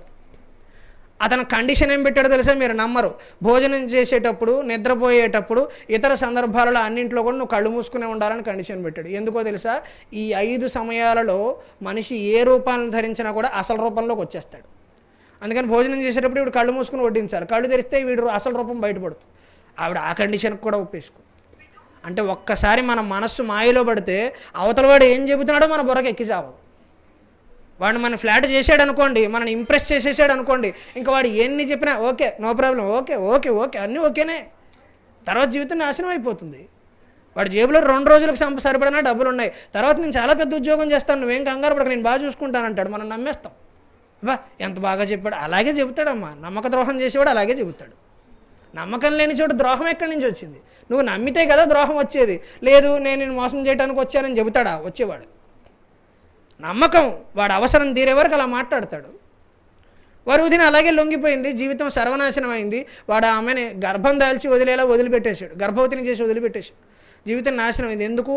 ఒకళ్ళ కాపురాన్ని పాడు చేయాలనుకుంటే మన కాపురం పాడవుతుంది. ఇటువంటి ఆలోచన విధానం మన కావ్యాలలో ఉంది. అది మనుచరిత్ర అయినా, మహాభారతమైనా, రామాయణమైనా, ఇంకే ఇతర గ్రంథాలైనా కూడా.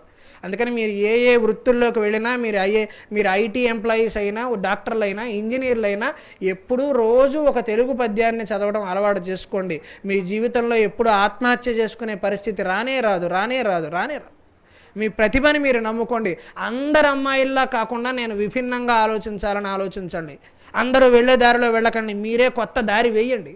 ఒక జనరేషన్కి మీరు కొత్త దారి వేయండి. ఇలా ఆలోచిస్తే మీ జీవితాలు బాగుంటాయి. ఈ గంట సేపటి ప్రసంగంలో ఆడపిల్లల్ని, ఈ వయస్సు వాళ్ళని సాధారణంగా ఒక ప్రసంగానికి కూర్చోబెట్టడం చాలా కష్టం. అయినా కూడా నా వంతు ప్రయత్నం నేను చేశాను మీకు మీ ప్రసంగాన్ని అందించేందుకు. ఇటువంటి పాఠాలు మీరు మీ ఓపిక మేరకు మరిన్ని మీ సాహిత్యంలో చదువుకోవటానికి మీరు ప్రయత్నం చేయండి. నా ఈ ప్రసంగం ఆడపిల్లలు ధైర్యంగా బ్రతకడానికి మన పురాణ శాస్త్రాలు చాలు, మనం నేర్చుకోవటానికి ఎన్నో విలువైన అంశాలు ఉన్నాయనే సందేశాన్ని మీకు అందించడానికి గంగిరెడ్డి గారు, నాగేశ్వరరావు గారు చేసిన ప్రయత్నానికి నేను ఏమాత్రం న్యాయం చేకూర్చగలిగిన నాకు ఈ 4 మాటలు నేర్పిన మా తల్లిదండ్రులు ధన్యులు, నేను ధన్యుణ్ణి. స్వస్తి.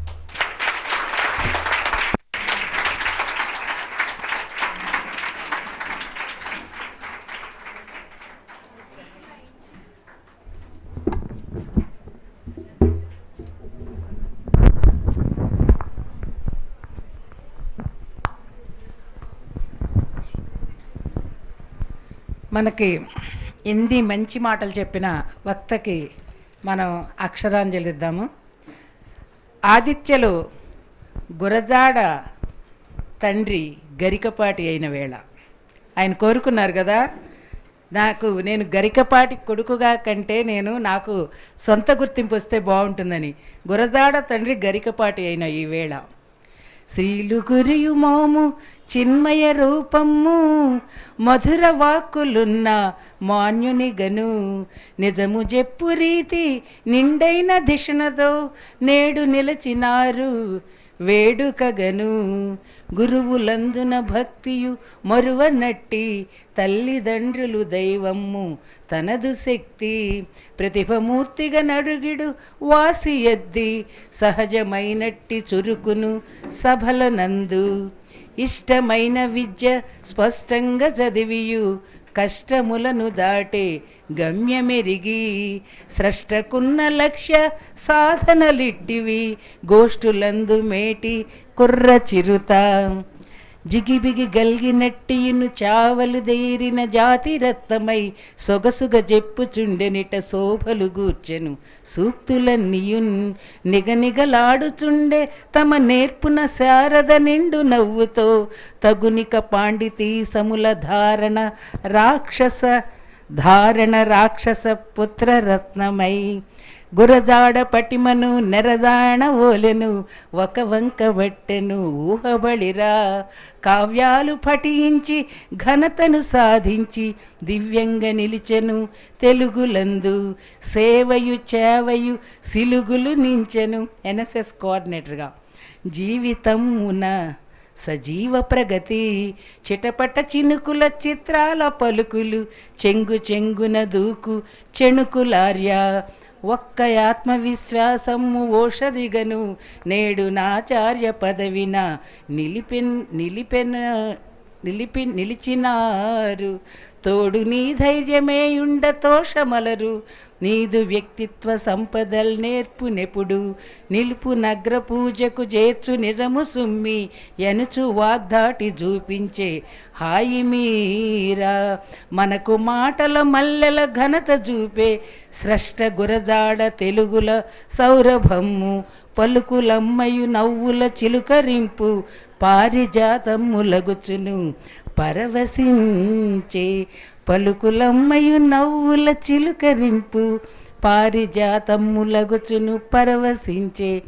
ఆదిత్య అధ్యాపకేతర సిబ్బంది ప్రిన్సిపాల్స్ అండ్ డైరెక్టర్ తరఫున ఈ అక్షరాంజలి అందుకోండి ఆశీస్సులతో.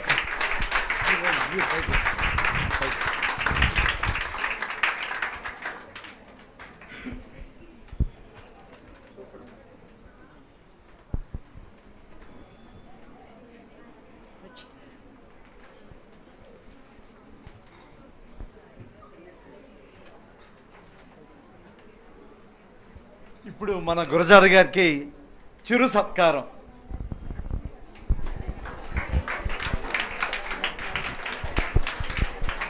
గంగిరెడ్డి గారి చేతుల మీదుగా చిరంజీవి గురజాడ గారికి సత్కారం జరుగుతుంది.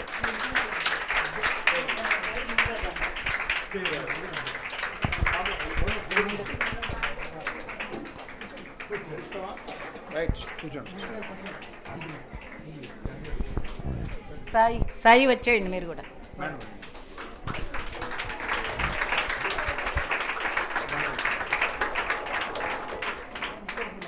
ఉండాలి నాగేశ్వర కంగారు పడతాడు.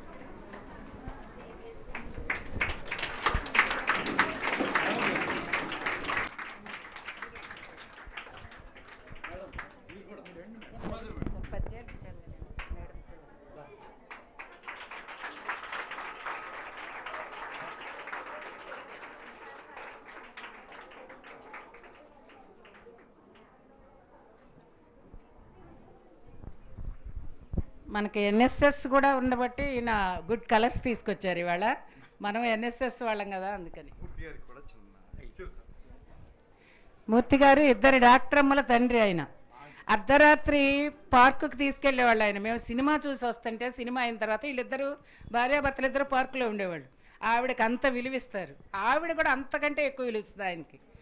ఈయన మాకు ఆత్మీయ బంధువు ఆదిత్యలో. ప్రతి ఎన్ఎస్ఎస్ క్యాంపులో ఈయన వ్యక్తిత్వ వికాసం తరగతులు ఉంటాయి. దగ్గరికి రండి. వేయండి వేయండి మీరు సత్కారం.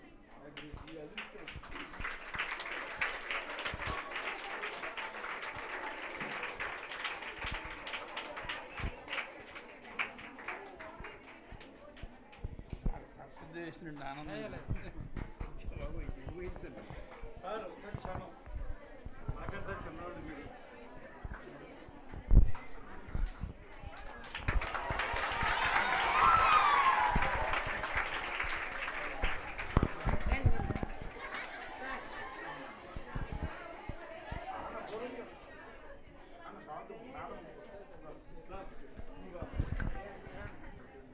సార్ మా ఎన్ఎస్ఎస్ పీఓ2 నేను 1 అయితే దానికి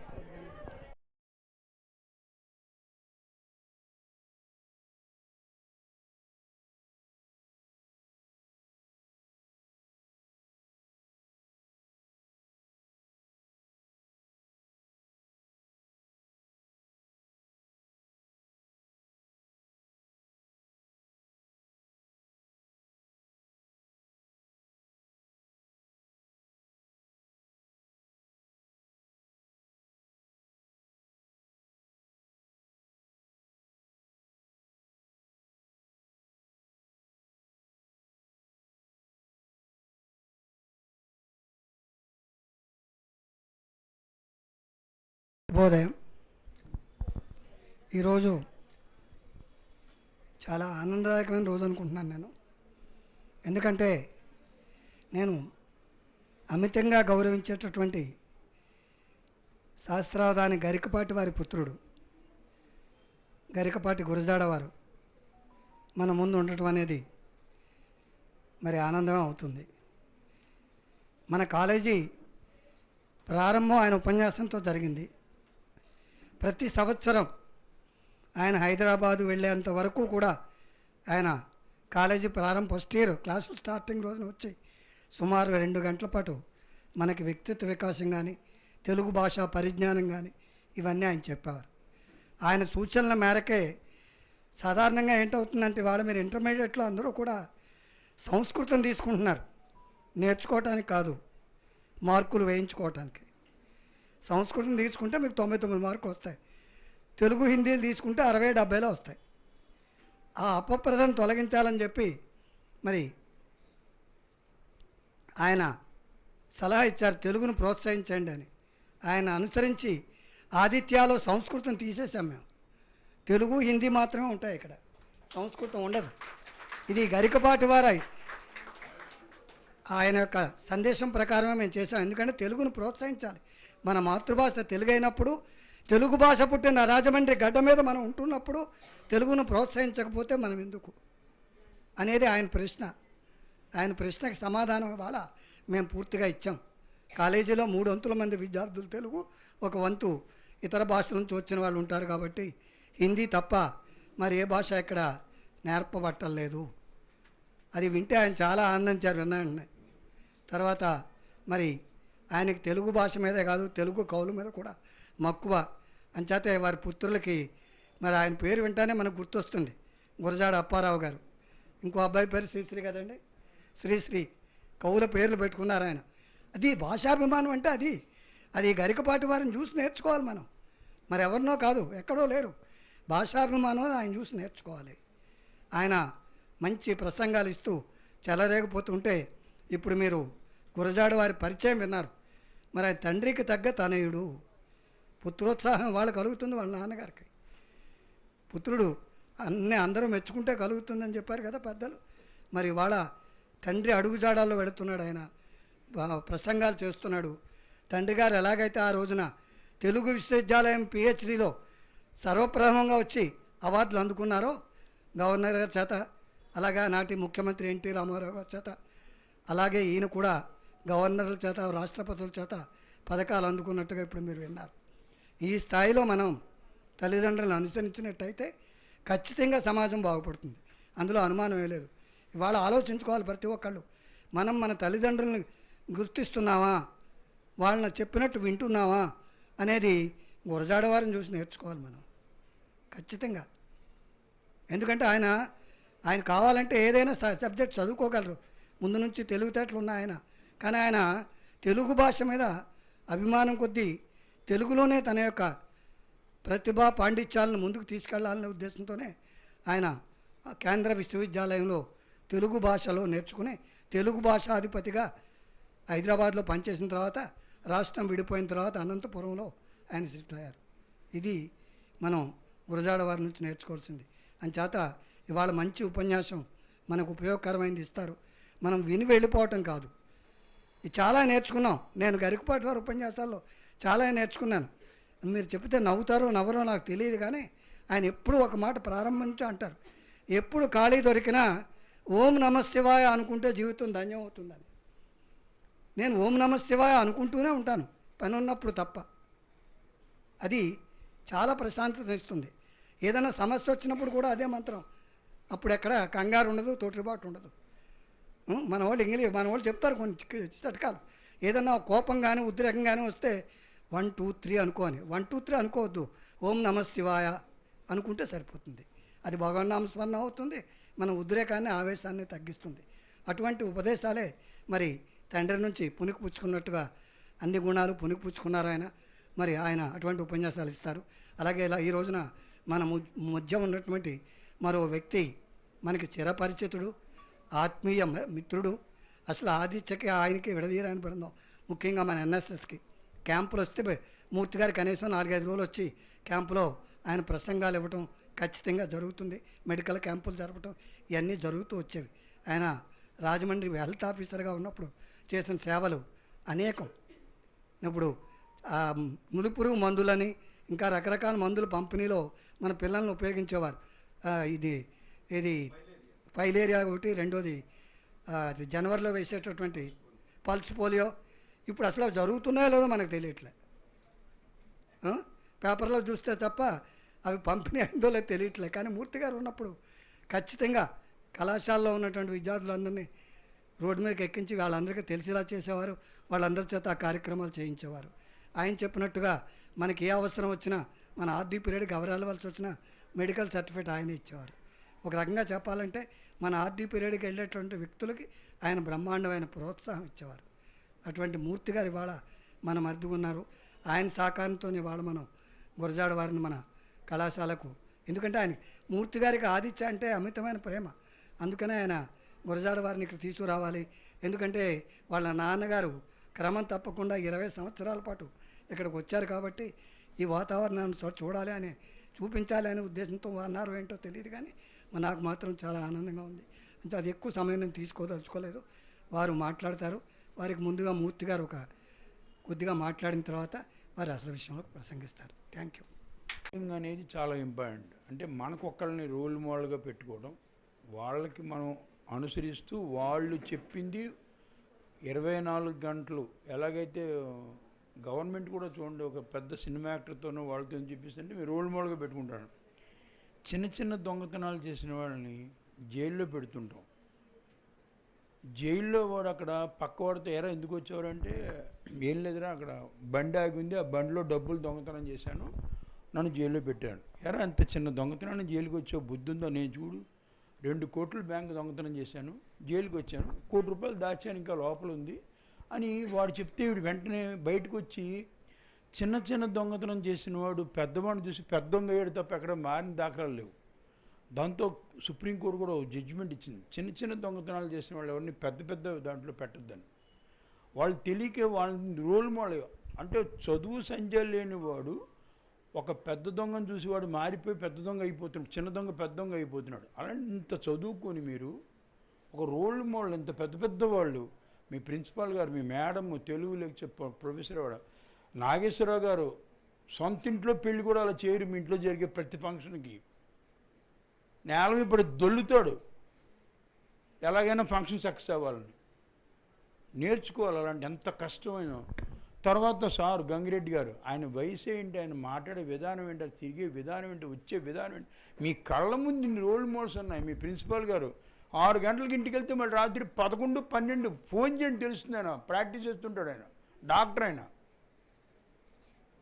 ఏంటి రోల్ మోడల్ మీరు పెట్టుకుని ఎలా ఉండాలి? అమ్మా నాన్న ఏమనుకోవాలి, అయ్యో బాబోయ్ నా పిల్ల ఆదిత్య అంటే ఇలా అనుకోవాలి. అలాంటి మమ్మల్ని దాటిపోయి ఎక్కడో ఉన్న వ్యక్తిని తీసుకొచ్చాం ఈ రోజున, గురజాడ గారిని. మేమందరం ఇంత వాళ్ళం ఆయన ముందు, మేము ఎంతో చెప్పుకుంటూ మేమందరం చిన్న చిన్న వాళ్ళం ఆయన ముందు. అంత పెద్ద వ్యక్తి వచ్చారు. సో మాట్లాడే ప్రతి మాటని, ప్రతి బిట్ని కరెక్ట్గా క్యాచ్ చేసుకుని దాన్ని మన జీవితంలో మోడల్గా పెట్టుకోవడమే రోల్ మోడలింగ్ అంటే. పెట్టుకుని చక్కగా ఉండాలి, హెల్త్ కాపాడుకోవాలి, ఇవన్నీ మనసులో పెట్టుకోవాలి. మనం చాలాసార్లు మాట్లాడుకుంటాం, సార్ మాట్లాడతారు, మనం మాట్లాడేది ఏమి ఉండదు. గుర్తుపెట్టుకోండి, బిరుదులు సన్మానాలు అన్నీ వాటి కోసం వాళ్ళు ఎప్పుడు కష్టపడరు. వాళ్ళ వేలో వాళ్ళు వెళ్ళిపోతుంటే అవన్నీ అలా వస్తూ ఉంటాయి ప్రవాహంలాగా. మనం చెట్లు పాతాం, వర్షం వస్తుంది. ఆయన సార్ మీటింగ్లు చెప్తుంటారు, అవార్డులు వస్తూ ఉంటాయి. అలా మనకు కూడా అంతే, మనం చేసే ప్రతి పని మనం కరెక్ట్గా చేసామో లేదో అనుకోవడం, రాత్రి కరెక్ట్గా చేసాం లేదో అని పడుకోవడం, పొద్దున్న కరెక్ట్గా ఉన్నాం లేదో, బాగా చదువుకున్నాం లేదో, సిస్టమేటిక్గా ఉన్నాం, ఇవన్నీ పెట్టుకుంటే అన్నీ వస్తాయి. మనకు వాళ్ళ నాన్నగారు నాకు ఏకలవ్య శిష్యుడు అంటారుగా, అంత అభిమానం ఆయన అంటే మాకు. ఆయన అడిగాం, సార్ ఏంటి సార్ ఇది ఎలాగ ఇంత బాగా చెప్తారు, నవ్విస్తారు, బాగా ఎలా సార్ అంటే ఒక్కడే చెప్పారు సారు, నిజాన్ని మించిన హాస్యం లేదు. నేను ఎప్పుడు నిజమే మాట్లాడతాను, చక్కగా చెప్పేదంతా మనస్ఫూర్తి చెప్తాను. సో ఆ నిజంలోనే ఒక దాగి ఉన్న గూఢార్థం మనకు నవ్వు వస్తుంది, ఆనందం కలిగిస్తుంది, ముందుకు తీసుకెళ్తుంది. సో మనసులో ఏముందో అలా ఉండండి. నిన్న ఏదో జరిగింది ఏంటో మా ఫిబ్రవరి ఏదో నిన్న అలాంటి black day, very good black day. ఏమ్మా గర్ల్ బాయ్ ఫ్రెండ్, అరే బాయ్ ఫ్రెండ్ ఏంట్రా, బాయ్ని తెచ్చుకుంటే వాడు నిన్ను ఫ్రై చేసి నీ జీవితాన్ని ఎండ్ చేసేవాడే బాయ్ ఫ్రెండ్. ఒక బాయ్ ఫ్రెండ్ నీకు ఉన్నాడంటే ఆ బాయ్ నీ దగ్గరికి వచ్చి నిన్ను బాగా ఫ్రై చేసి రాత్రిపోగలు నిద్ర పట్టనీయకుండా, నీ జీవితానికి రోల్ మోడల్ అవ్వకుండా, గొప్పగా అవ్వకుండా, ఇలాంటి పెద్ద పెద్ద మీటింగులు రానియకుండా, నేను బాగా చదువుకోనికుండా, అమ్మ నాన్న పొగిడేట్టు చేయకుండా, సమాజానికి ఉపయోగపడకుండా నీ జీవితాన్ని ఎండ్ చేసేవాడే బాయ్ ఫ్రెండ్. కాబట్టి జాగ్రత్తగా ఉండండి. సార్ చెప్పేది ఉండండి. Thank you.